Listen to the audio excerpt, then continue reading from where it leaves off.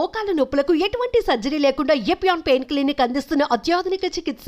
Tourism and cultural department central minister గా ఉన్నటువంటి కిషన్ రెడ్డి గారి సతీమణి శ్రీమతి కావ్యారెడ్డి గారి గురించి.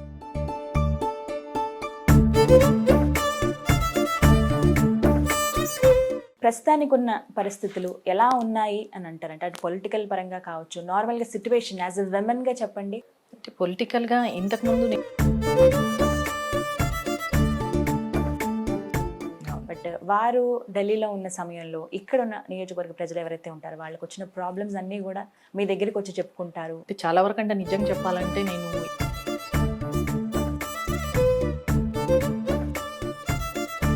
ఆ తర్వాత ఇమీడియట్గా మోదీ గారు అంటే వాళ్ళకి ఎంత నమ్మకము, ఎంత వాళ్ళ అభిమానం ఉంటే వాళ్ళు ఈరోజు ఆయనకి ఇంత పొజిషన్ ఇస్తారు. నరేంద్ర మోడీ గారి గురించి ఒక మాట చెప్పమండి. ఒక ప్రధానమంత్రి హోదాలో ఉన్నాను అని ఎప్పుడు యాటిట్యూడ్ చూపారండి. చాలా డౌన్ టు అర్త్ ఉంటారు. మీ ఫేవరెట్ పొలిటీషియన్ ఎవరండి? కిషన్ రెడ్డి గారు.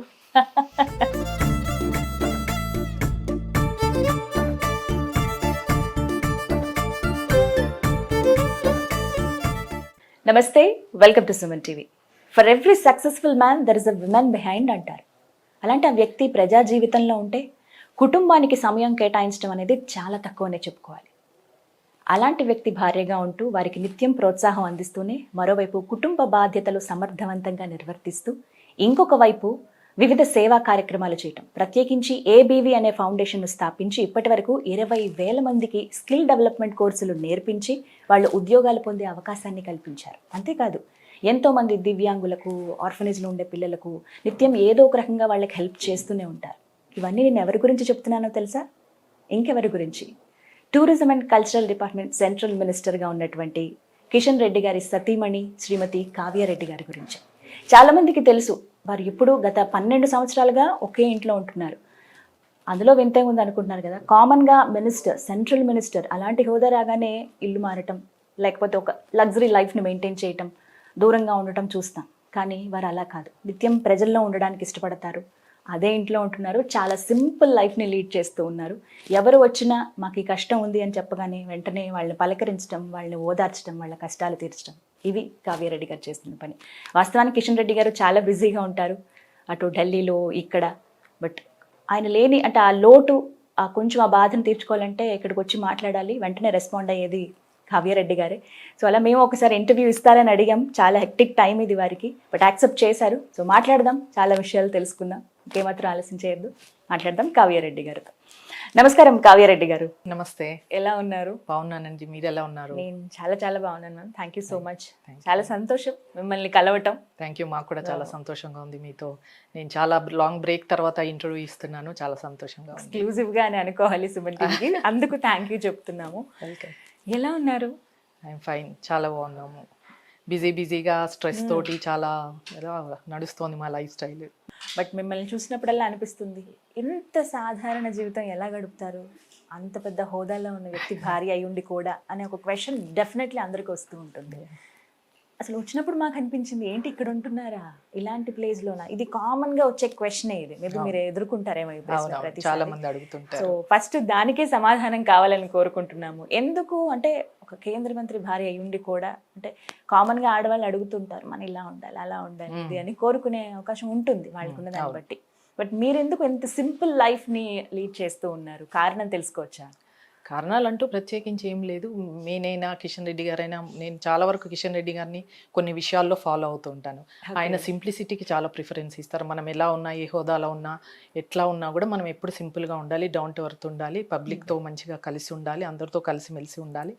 మనము సరే, మనకు పొజిషన్ పెరగవచ్చు, ఓకే, అది ఒప్పుకుంటాం. పొజిషన్ ఏది పెరిగినా మనమంటూ ఎట్లా ఉన్నామో, పొజిషన్ పెరిగినా పెరగకపోయినా మనం ఎలా ఉన్నా ఒకేలా ఉండాలి, సింపుల్గా ఉండాలి అని ఆయన అంటుంటారు.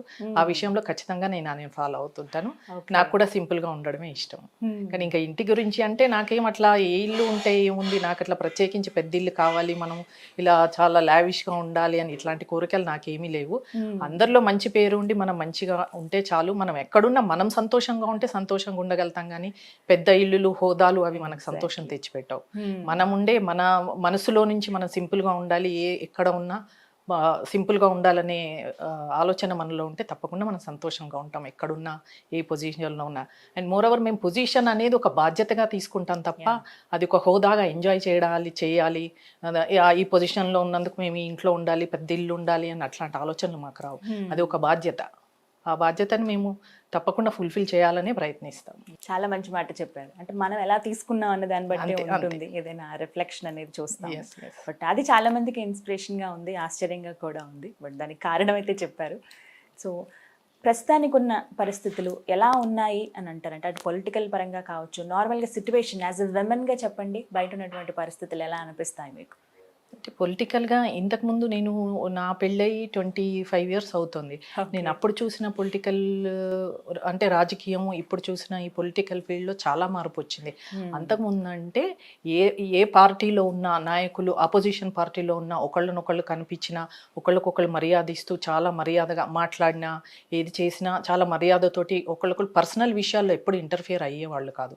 ఎంతవరకు రాజకీయం చేయాలో అంటే గవర్నమెంట్ ఒకవేళ ఉందని అపోజిషన్ గవర్నమెంట్ ఉందనుకోండి, వాళ్ళ పాలసీస్ పైన వాళ్ళు చేసే పనుల పైన కామెంట్ చేసేవాళ్ళు తప్ప పర్సనల్ లైఫ్ కంటూ ఎప్పుడు ఎవరు ఇంటర్ఫియర్ అయ్యేవాళ్లే కాదు. ఒక మర్యాద అనేది పాటించేవాళ్ళు. కానీ ఇప్పుడు రాజకీయంలో అట్లా లేదు. మర్యాద అసలు ఒకళ్ళు ఏంటంటే ఇంటర్ఫియర్ అవ్వడం, ఫ్యామిలీస్లోకి వెళ్ళిపోయి వైఫుల్ని పిల్లల్ని కూడా బయటకి లాగి వాళ్ళు చేసే వాళ్ళ లైఫ్ స్టైల్లోకి వెళ్ళి వాళ్ళు ఏం చేస్తున్నారు, ఎక్కడ ఉంటున్నారు, ఏం చేస్తున్నారు, ఎవరితో తిరుగుతున్నారు, ఇట్లాంటివన్నీ కూడా బయటకు తీసుకొచ్చి వాళ్ళని కూడా అంటే ఒక విధంగా చాలా బాధ అనిపిస్తుంది. అంటే సెలబ్రిటీసే కానీ విఐపీసే కానీ ఏంటంటే సరే పబ్లిక్లోకి వచ్చినప్పుడు మన ప్రొఫెషన్ ప్రకారం మేము పబ్లిక్లోకి వస్తాం అంతే తప్ప మా లైఫ్ అంతా మా పర్సనల్ లైఫ్ కూడా మేము పబ్లిక్లోకి తీసుకురావాలని మేమే కాదు ఎవరు కూడా అనుకోరు.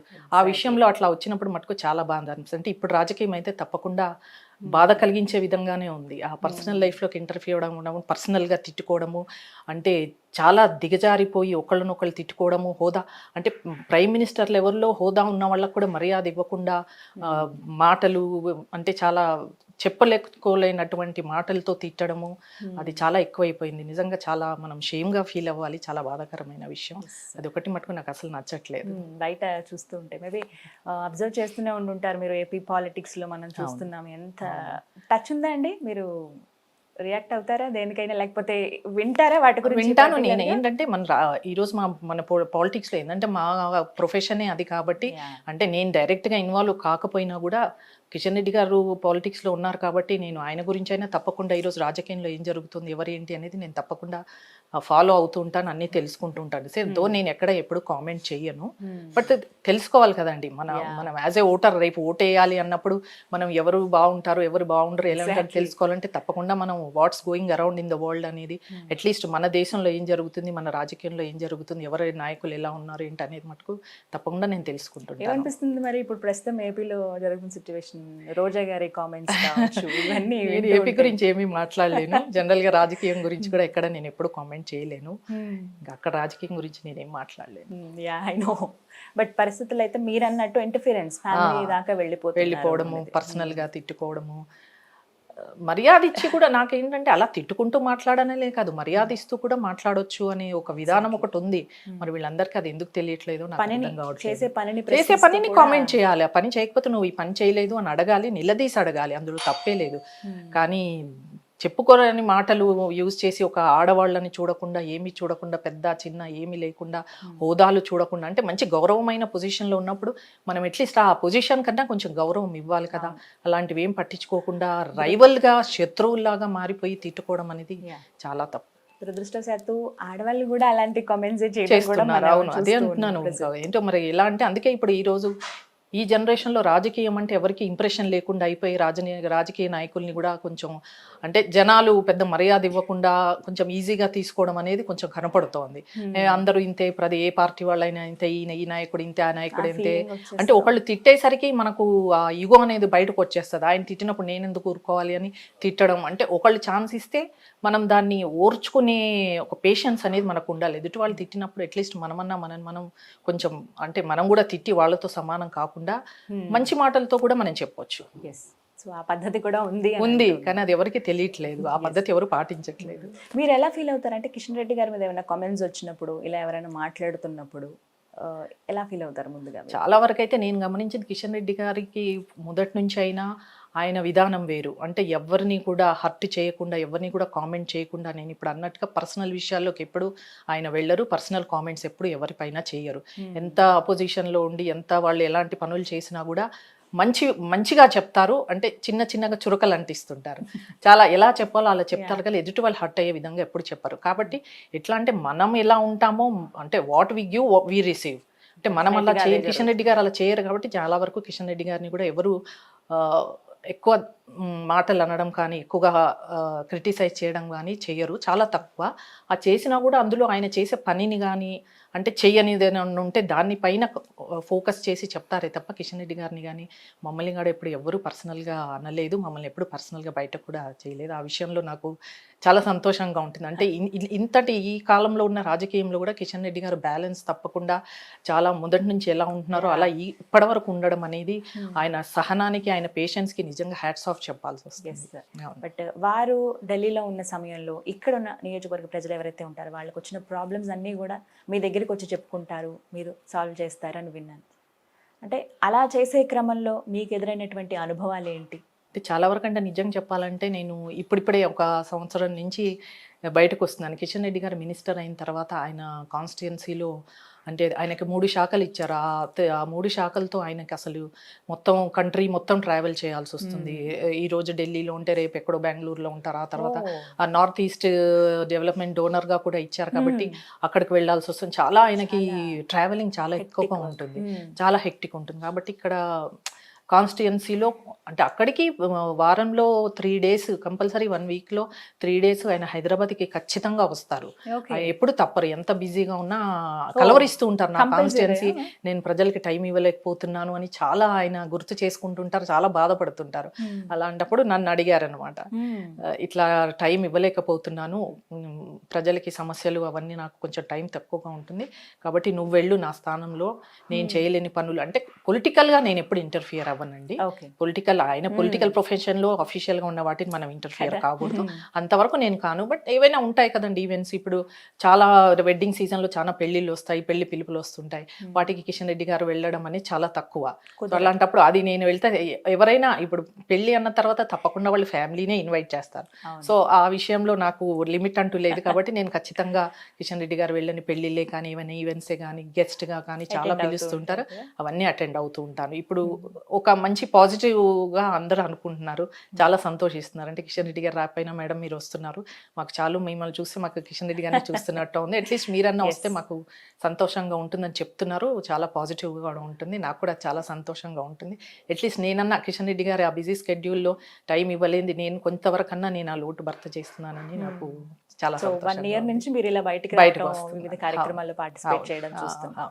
ఇలాంటప్పుడు అనిపించిందా ఎక్కడైనా మనం కూడా రాజకీయాల్లోకి వస్తే బాగుంటుంది అన్న ఆలోచన మీకు ఎప్పుడైనా? లేదండి, నేను ఎప్పుడు కూడా నా మనసులో ఈ ఆలోచన అంటూ ఏమీ లేదు. కిషన్ రెడ్డి గారు బిజీ అవ్వడం వలన ఆయన లేని టైంలో నేను రావాలి అనే ఒక ఆలోచనతోటే వచ్చాను తప్ప అంతకంటే నా మనసులో ఎలాంటి ఆలోచన లేదండి. సో పాలిటిక్స్ అనేది అసలు ఇంట్రెస్ట్ లేదా అండి? ఇంట్రెస్ట్ ఉంది, అంటే ఇంట్రెస్ట్ అంటే తెలుసుకోవడం గురించి ఇంట్రెస్ట్ ఉంది. రావాలి అని అంటే ఇది చూడండి, నేను చేసేది ఏంటి అంటే ఇప్పటివరకు కిషన్ రెడ్డి గారు ఇవ్వలేని టైము, ఆయన చేయలేని పనులు కొన్ని నేను చేస్తున్నాను.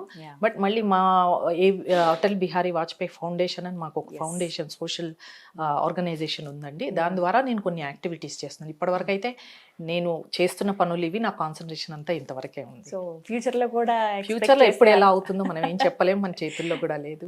Big question mark. అదే కదా, చెప్పలేము ఎప్పుడు ఎలా మారుతుందో చెప్పలేము. అప్పుడు మీరు ఇలా అన్నారు కదా, అలా అన్నారు కదా, మళ్ళీ క్వశ్చన్ వస్తుంది. అందుకే నేను ఇప్పుడు ఐఎమ్ ఓపెన్. నేను ఇప్పుడు రాజకీయాలకు రావాలి వద్దు అనే ఆలోచన, నాకు అసలు రాజకీయ గురించి ఆలోచనే లేదు. ఇప్పుడు నేను చేసేదంతా నేను మా ఫౌండేషన్ ద్వారా, నాకు సోషల్ సర్వీస్ అంటే మొదటి నుంచి ఇంట్రెస్ట్ అండి. సో అది కాకపోతే నేను ఫ్యామిలీ రెస్పాన్సిబిలిటీ వలన బయటకు వచ్చి సోషల్ సర్వీస్ అంటూ చేయలేకపోయాను. ఇప్పుడు నాకు మా పిల్లలు కూడా పెద్దగా అయ్యారు కాబట్టి నాకు హౌస్ వైఫ్ రెస్పాన్సిబిలిటీ నుంచి నాకు కొంచెం టైం దొరికింది. సో ఈ టైంని నేను సోషల్ వర్క్ చేయాలని అనుకుంటున్నాను. అందుకే బయటకు వస్తున్నాను, యాక్టివిటీస్ చేస్తున్నాను, సోషల్ వర్క్ చేస్తున్నాను. సో అందుకు అంటే పర్టికులర్ గా రావాలి ఇలా అని అయితే ప్రస్తుతం లేదు, బట్ ఏమి లేదు, ఆలోచన అయితే ఏమి లేదు. ఇప్పుడు నా కాన్సన్ట్రేషన్ అంతా నా యాక్టివిటీస్ పైన, నా సోషల్ వర్క్ పైనే ఉందండి. సో ఇలా వివిధ ఏమైనా ప్రాబ్లమ్స్ చెప్తూ వస్తారండి మీ దగ్గరికి? కొన్ని ఏంటంటే లేడీస్ తో చెప్పుకోగలుగుతారు ఫ్రీగా, సార్ లేనప్పుడు. సో అలాంటప్పుడు మిమ్మల్ని బాగా కదిలించిన ఘటన ఏదైనా ఉందా? ఈ రోజుల్లో? చాలా వరకైతే నేను వచ్చిన వాళ్ళకి కిషన్ రెడ్డి గారితో అపాయింట్మెంట్ ఇప్పించేసి వాళ్ళని కిషన్ రెడ్డి గారితో కలిసి వాళ్ళే డైరెక్ట్ మాట్లాడే విధంగా చాలా వరకు చేస్తాను. Okay. నాతో కొన్ని చెప్తారండి కొంతమంది, చాలా వరకు అంటే దివ్యాంగులు ఉంటారు, అంటే చాలా బీద వాళ్ళు వస్తుంటారు వచ్చి, అమ్మ నేను దూరం నుంచి వచ్చాను కలవడానికి, టికెట్ కూడా డబ్బులు లేవు అని అడుగుతుంటారు. అట్లాంటప్పుడు నేను వాళ్ళకి ఆర్థిక సహాయం చేస్తుంటాను. వింటాను వాళ్ళ బాధ అనేది, నేను తప్పకుండా వింటాను. విన్న తర్వాత మళ్ళీ వాళ్ళు తప్పకుండా కిషన్ రెడ్డి గారిని కలిసేటట్టు నేను చేస్తాను. కొన్ని ఉంటాయండి వాళ్ళ బాధలు వింటే చాలా బాధ వేస్తుంది. అంటే మా మీద ఎంతో నమ్మకం పెట్టుకొని ఎంతో దూరం నుంచి వస్తుంటారు, అంటే మేమేదో చేస్తామని వాళ్ళ నమ్మకం చూస్తుంటే మటుకు ఒకవైపు సంతోషంగా అనిపిస్తుంది, ఒకవైపు బాధ. అంటే ఖచ్చితంగా వీళ్ళకి సాయం చేయాలి అని ఆలోచన ఉంటుంది. కానీ నేను వాళ్ళని కిషన్ రెడ్డి గారి వరకు వెళ్ళేంత వరకు అయితే నేను నా ద్వారా నేను తప్పకుండా చేస్తుంటాను. సో చాలా పరిస్థితులు ఉంటాయి. ఉంటాయి. వాళ్ళకి అంటే ఒక భరోసా కోసం వస్తూ ఉంటారు, ఏదైనా హెల్ప్ చేస్తారేమో అని చెప్పి. సో బట్ నేను విన్నాను చాలా మంచి మనసుతో మీరు ప్రతిదానికి రెస్పాండ్ అవుతారు అని. వివిధ సందర్భాల్లో కూడా నేను చూసున్నాను. పర్టికులర్గా నాకు బాగా నచ్చింది ఏంటంటే రాఖీ ఫెస్టివల్కి మీరు ట్రాఫిక్ పోలీసులు ఎవరైతే ఉంటారో ఆ సిగ్నల్స్ దగ్గర పాపం అంతసేపు నుంచి ఉంటారు, వాళ్ళు డ్యూటీ చేయాల్సిన టైం అది, ఇంట్లో కూడా టైం స్పెండ్ చేయలేరు. అలాంటి వాళ్ళని మీరు చక్కగా రోడ్ దగ్గరికి వెళ్ళి వాళ్ళు ఉన్న ప్లేస్కి వెళ్ళి మరి రాఖీ కట్టి వాళ్ళకి స్వీట్ తినిపించారు మీ చేతితో. నాకు చాలా వెరీ మచ్ ఇంప్రెస్డ్ మేడం, చాలా సంతోషం అనిపించింది. అంటే మీకెందుకు ఆ ఆలోచన వచ్చిందో చెప్తాను. అంటే జనరల్గా నేను ఇది ప్రీ ప్లాన్డ్గా కాదండి, నేను ఆ రోజు గర్గర్ తిరంగా ప్రోగ్రామ్ చాలా అవుతా ఉంది. అప్పుడు నాకు నల్లకుంటలో గర్గర్ తిరంగా దివ్యాంగులతో కలిసి చేసే ప్రోగ్రామ్ ఉండింది. ఆ ప్రోగ్రామ్కి వెళ్తున్నాను. సో అప్పుడు వెళ్తున్నాను కాబట్టి ఆ దివ్యాంగులకు నేను రాఖీలు కట్టాలని కొన్ని రాఖీలు స్వీట్ అది నేను నాతో పాటు క్యారీ చేస్తూ తీసుకెళ్తున్నాను.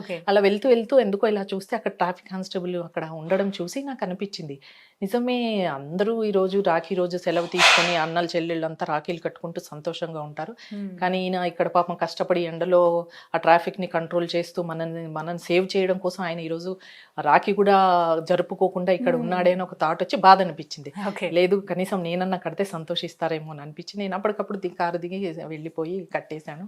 ఆయన చాలా సంతోషించారు, నాకు కూడా చాలా హ్యాపీగా అనిపించింది. ఏమో నేనేమన్నా ఆయన సంతోషం చూసాక నాకు అనిపించింది మేబీ నేను ఏదో మంచి పని చేస్తుంటాను అని నాకు అనిపించింది. డెఫినెట్లీ మంచి పని అది, ఎందుకంటే మీరు అన్నట్టు అంత కష్టపడి ఉంటారు, వాళ్ళు కూడా సెలబ్రేట్ చేసుకోవాలి కదా. ఫైన్. ఇష్టమా మీకు రాఖీ సెలబ్రేట్ చేసుకోవడం? నాకు మా బ్రదర్ ఉన్నారు, నేను కడతాను. మళ్ళీ మా పాప ఉన్నది, మా బాబు కడుతుంది. సో డెఫినెట్గా అది ఒక ఫ్యామిలీ బాండింగ్, ఒక అన్న చెల్లెళ్ళ అనుబంధం తప్పకుండా సంతోషం. సో అది కేవలం మీరు అక్కడికే పరిమితం చేయకుండా బార్డర్స్ని దాటి వాళ్ళకు కూడా కట్టడం అనేది నిజంగా అంటే మేము ఎక్కడ ఇంప్రెస్ అవుతాయంటే మీలాంటి వ్యక్తులు పర్టికులర్గా, అంటే ఒక సెంట్రల్ మినిస్టర్ వైఫ్ ఇలా చేశారు అని అంటే నార్మల్ వాళ్ళు కూడా ఆలోచిస్తారు. మీరు ఎంత సింపుల్గా ఉంటున్నారు అనేది అర్థమవుతూనే ఏం మెసేజ్ ఇస్తున్నారు అనేది కూడా తెలుస్తుంది. సో అది మీ బాధ్యతగా తీసుకుని మా అందరికి ఇన్స్పైరింగ్గా ఉన్నందుకు థ్యాంక్ యూ చెప్తాను ఖచ్చితంగా. అండ్ పర్టికులర్గా ఇంకా అసలు విషయానికి వచ్చేద్దాం. ఓవైపు ఇల్లాలిగా మీరు కుటుంబ బాధ్యతలు నిర్వర్తిస్తూనే మరోవైపు మీకు ఇష్టమైన ఈ సేవా కార్యక్రమాలు కూడా చేస్తూ ఉన్నారు. ఏబీవీ ఫౌండేషన్ సో 2017లో స్థాపించడం జరిగింది. మెయిన్ రీజన్ ఏంటండి స్థాపించడానికి, మెయిన్ మోటో చెప్తారా? మోటో ఏంటంటే కిషన్ రెడ్డి గారు ఎమ్మెల్యే అయిన తర్వాత ఆయనకి ఒక థాట్ వచ్చింది. ఏంటి అంటే ఇప్పుడు ఎంతోమంది మహిళలు ఉంటారు ఆర్థికంగా చాలా తక్కువ స్థాయిలో ఉన్నవాళ్ళు, ఏంటంటే భర్త ఒకళ్ళు సంపాదిస్తారు, దానికే ఇల్లు గడవదు, పిల్లలకి చదువులకే కానీ దేనికైనా ఖర్చులు ఎక్కువగా ఉంటాయి, ఇల్లు గడవడం కష్టంగా ఉంటుంది. ఇంకా అంటే అందరూ చదువుకున్న వాళ్ళు ఉండరు కదండి. ఇప్పుడు చదువుకున్న వాళ్ళు అంటే ఏ జాబో చేస్తారు, కానీ చదువుకోని వాళ్ళు చదువు రాని వాళ్ళు కొంతమంది ఎంతోమంది ఉంటారు. కానీ వాళ్ళు బయటకు వెళ్ళి ఏ పని చేయలేరు. కొంతమంది అంటే ప్రతి ఒక్కళ్ళు కూలి పనికి వెళ్ళాలి అలాంటి ఎవరు ఉండరు కదండి. గౌరవంగా మంచిగా ఏదో చేయాలని అనుకుంటారు కదా. మరి చదువు లేనప్పుడు వాళ్ళు ఏ హోదాతో బయటకు వెళ్ళి ఉద్యోగాలు చేయలేరు.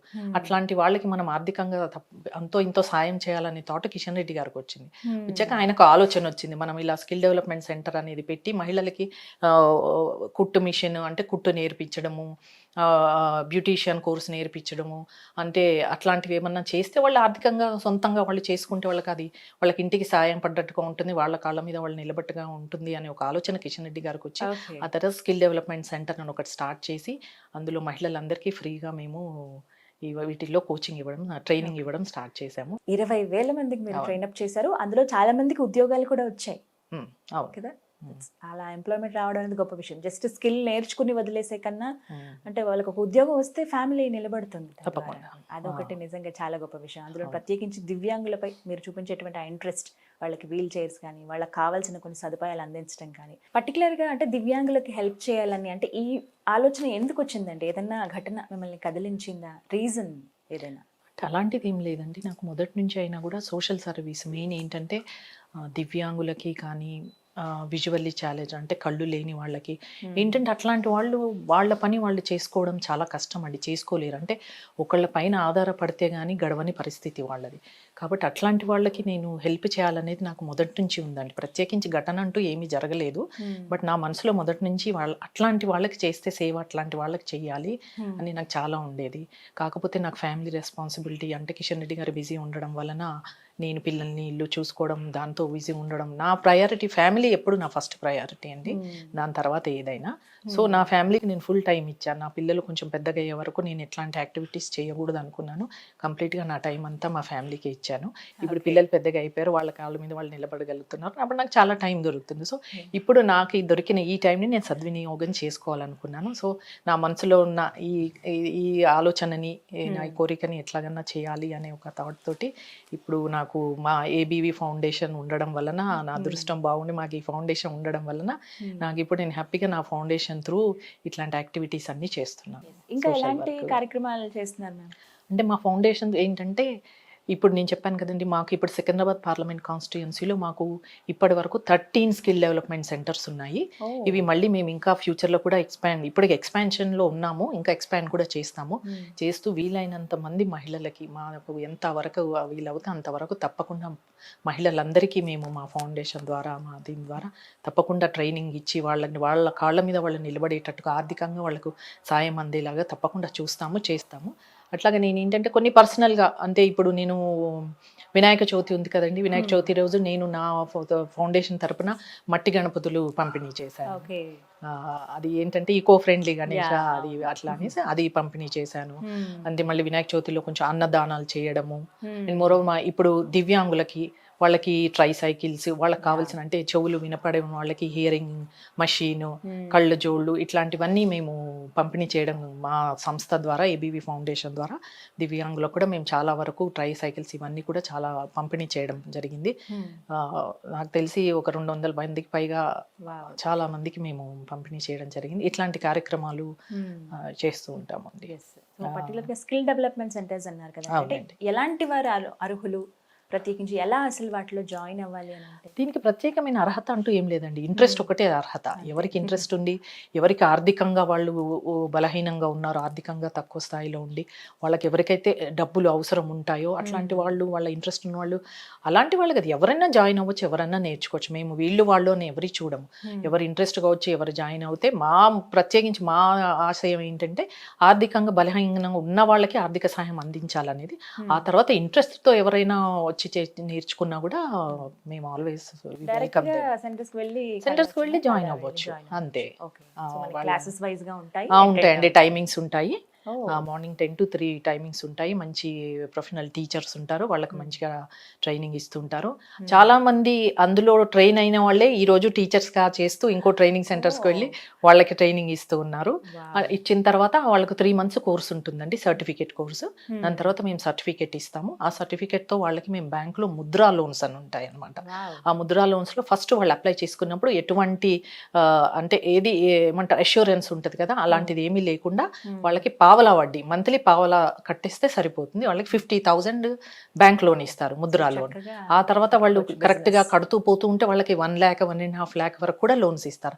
ఆ లోన్ తో వాళ్ళు ఇష్టం ఉన్నది పార్లర్ పెట్టుకునే వాళ్ళు పార్లర్, కుట్టు మిషన్లు కొనుక్కునే వాళ్ళు కుట్టు మిషన్లు, ఇంకా వాళ్ళకి ఏది కావాలంటే బొటిక్స్, ఏదైనా వాళ్ళ ఇష్టం, అలా వాళ్ళు నేర్చుకుంటారు. అట్లాగే మాకు తెలిసిన వాళ్ళ ద్వారా వాళ్ళ దగ్గర కూడా మేము రిక్రూట్మెంట్ అంటే కొంతమందికి మేము స్వయంగా ఉద్యోగాలు ఇవ్వడం కూడా జరిగింది, ఇప్పించడం కూడా జరిగింది. తర్వాత వాళ్ళు సొంతంగా చేసుకోవడం కూడా జరుగుతుంది.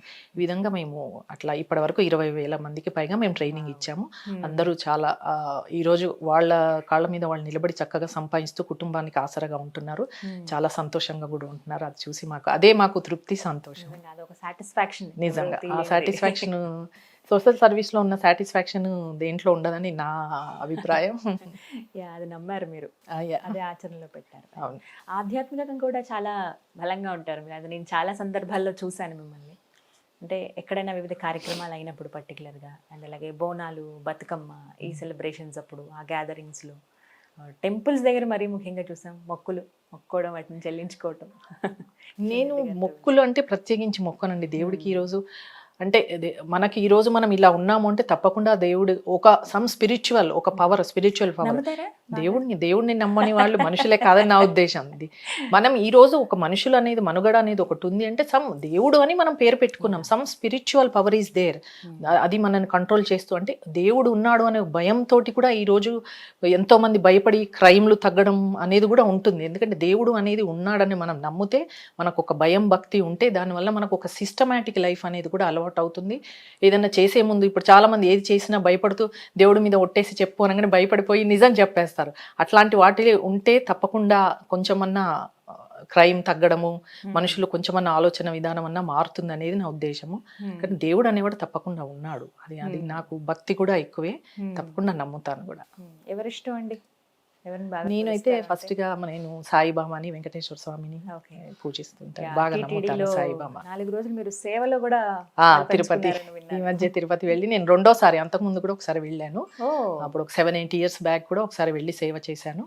మళ్ళీ మొన్న కూడా రీసెంట్ గా వెళ్ళి సేవ చేశాను. సో మనం ఈ బిజీ లైఫ్ లో కాస్తంత రిలాక్సేషన్ అని అనుకో, తప్పకుండా పాజిటివ్ ఎనర్జీ అంతా మనం తెచ్చుకోవచ్చు. అంతే కదా, మనం ఏ హోదాలో ఉన్నా ఎలాంటి పరిస్థితుల్లో ఉన్నా మనల్ని ఆదుకునే దేవుడే. మనకి ఏ కష్టం వచ్చినా నష్టం వచ్చినా దేవుడిని నమ్ముకోవడం ఉత్తమం. అలాంటప్పుడు అట్లా మనం రిలాక్స్ అవ్వాలంటే కూడా అట్లా వెళ్ళి, అంటే మనకి ఇంత చేస్తున్నప్పుడు దేవుడు, మనం కూడా మన జీవితంలో కొంచెమన్నా దేవుడికి సమయం కేటాయించి చేయాలని అలా ఒక 3 రోజులు వెళ్ళి సేవ చేసుకుని వచ్చాను. సార్ చాలా బిజీగా ఉంటున్నారు కాబట్టి మీరు కొద్దిగా ఇంట్లోంచి బయటకు వచ్చి ఇలా వివిధ కార్యక్రమాల్లో పార్టిసిపేట్ చేస్తారు. కానీ పిల్లల్ని ఎక్కువగా ఏ సందర్భంలో చూసింది లేదు. అంటే వీటికి రీజన్ ఏంటి? ఏం చెప్తారు? రీజన్ అంటే ప్రత్యేకించి ఏమీ లేదు. కాకపోతే మేము మొదటి నుంచి కొంచెం ప్రైవసీ ఇష్టపడతానండి నేను. అంటే పబ్లిక్ లైఫ్లో రావాలి, పాలిటిక్స్లోకి రావాలి అంటే అది అంత ఈజీ కాదు. ఏదైనా మనం బాధ్యతగా తీసుకోలేదు.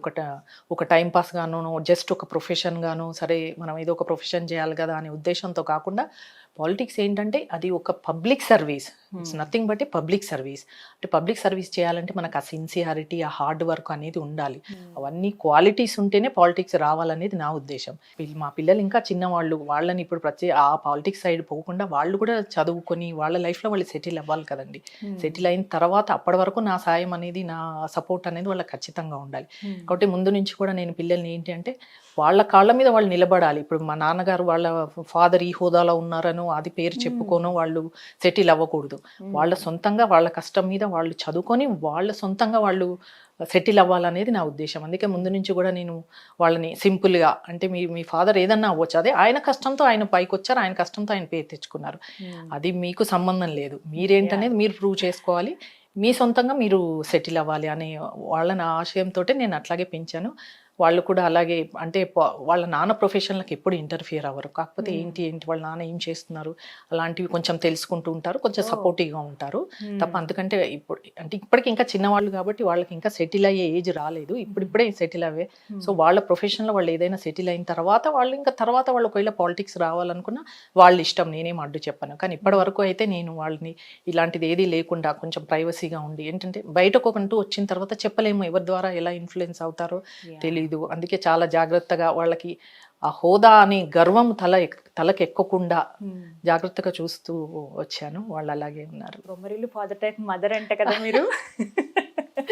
నిజమేనా? అంత స్ట్రిక్ట్ గా ఉంటారా? స్ట్రిక్ట్ గా ఏమి ఉండను, బట్ ఫ్రెండ్లీగా ఉంటాను. ఓకే.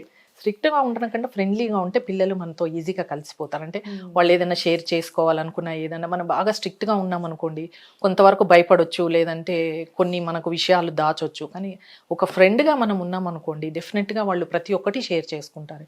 ఇప్పుడు మా పిల్లలతో నేను చాలా యాజ్ ఎ ఫ్రెండ్గా ఉంటాను కాబట్టి మేమంతా షేర్ చేసుకుంటాం. ఏదన్నా అంటే కంప్లీట్గా వాళ్ళకి ఎలా అంటే నాన్న బిజీ ఉంటారు అని ఒకటి ఉంది కాబట్టి ఏది కావాలన్నా ఏది చేయాలన్నా ప్రతిదానికి నన్నే అడుగుతుంటారు, నేను చేస్తూ ఉంటాను. టైం ఇచ్చినప్పుడు కిషన్ రెడ్డి గారు ఇస్తారు, అట్లా అనేం లేదు.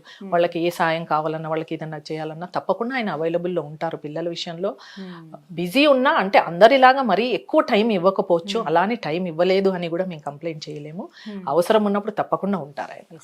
ప్రజా జీవితంలో ఉన్న వ్యక్తులకి ఖచ్చితంగా కుటుంబంతో సమయం కేటాయించడం అనేది చాలా అరుదనే చెప్పుకోవాలి. కొన్ని కొన్ని సందర్భాల్లో కొన్ని నెలల పాటు కుదరని పరిస్థితి. అవును. అలాంటప్పుడు హౌ యూ మేనేజ్, ఎలా మేనేజ్ చేస్తారు మీరు? ఏమనిపిస్తుంది మీకు? అంటే మీరు భార్యగా మాత్రమే చెప్పండి ఇక్కడ సమాధానం. ఏమనిపిస్తుంది? నిజంగా చెప్పాలంటే, ఓపెన్ గా చెప్పాలంటే చాలా బాధగా అనిపిస్తుంది. అంటే కొన్ని మనం కంపేర్ చేసుకుంటాం కదండి. ఫ్యామిలీతో వెళ్ళినప్పుడు అబ్బో వాళ్ళు చూడ నేను ఎంత బాగా స్పెండ్ చేస్తున్నాను, వాళ్ళ భార్యని ఇది తీసుకెళ్ళాడు, అటు తీసుకెళ్ళాడు, మూవీ తీసుకెళ్ళాడు, గిఫ్ట్స్ ఇచ్చాడు, ఏవో కంపారిజన్ ఉంటుంది కదా. అంటే పెళ్ళైన కొత్తలో నేను కూడా యాజ్ ఎ కామన్ గర్ల్ నేను కూడా అట్లాగే అనుకున్నాను. అలా కొన్ని కంపేర్ చేసుకొని బాధపడ్డ రోజులు కూడా ఉన్నాయి. అలా అని నేను ఎప్పుడు ఆయన ప్రెషర్ పెట్టలేదండి. అంటే అదేంటి ఆయన ఇలా చేశాడు నువ్వు ఇలా చేయలేదు అని కంపేర్ చేస్తూ, నాకు ఇది కావాలని అది కావాలని కంపేర్ చేస్తూ నేను ఎప్పుడు కూడా కిషన్ రెడ్డి గారిని అసలు బాధ పెట్టలేదు. కాకపోతే నాలో నేను బాధపడుతూ వచ్చాను. ఆ తర్వాత నన్ను నేను అంటే ఆలోచించడం మొదలు పెట్టాను. ఎస్, అందరికీ అన్నీ ఉండవు. ఇప్పుడు నాకు లోటంటూ ఏమీ లేదు. సరే అందరిలాగా ఎక్కువ టైం ఇవ్వకపోవచ్చు, అదొకటే తప్ప నాకంటూ లోటు ఏమీ లేదు. నాకు కావాల్సిన ఫ్రీడమ్ నాకు ఇచ్చారు. నాకు ఏది కావాలన్నా అంటే నా ఇష్టానికి నీ ఇష్టం, నువ్వు ఎలా నీ ఫ్రెండ్స్ తోటి బయటకు వెళ్తావా వెళ్ళు, నీ ఏది కొనుక్కుంటావా కొనుక్కో, షాపింగ్, అన్నిటికీ నా ఫ్రీడమ్ నాకు ఇచ్చారండి. మరి అది కూడా అదృష్టమే కదా, ఆ ఫ్రీడమ్ దక్కడం కూడా అదృష్టమే కదా. అట్లా అని నేను సమర్థించుకుంటూ వచ్చాను. ఎస్, నాకు కొంచెం తక్కువ ఇస్తున్నారని అలా అని చెప్పి నన్ను మొత్తం ఇగ్నోర్ చేసి నన్ను మొత్తం నువ్వు ఎవరో అని అన్నట్టుగా లేకుండా అయితే చేయట్లేదు. కానీ నన్ను నేను అట్లా అనుకుంటూ వచ్చి పాజిటివ్గా ఆలోచిస్తూ, కాకపోతే ఆయన కొత్తలో టైం ఇవ్వక కొంచెం ఆయన లైఫ్ స్టైల్కి నేను అడ్జస్ట్ అవ్వడానికి మటుకు చాలా బాధపడ్డాను. స్ట్రెస్ చాలా అయినాయండి. ఏది కాకుండా మనం ఒక స్టేజ్కి రాలేము. సో అవన్నీ జరిగిన తర్వాత నన్ను నేను సమర్థించుకుంటూ అట్లా కాంప్రమైజ్ అవుతూ మెల్లిగా వచ్చి, ఆ తర్వాత నేను పిల్లలతో బిజీ ఉండడం వలన ఇంకా నేను నన్ను మర్చిపోయాను అవన్నీ.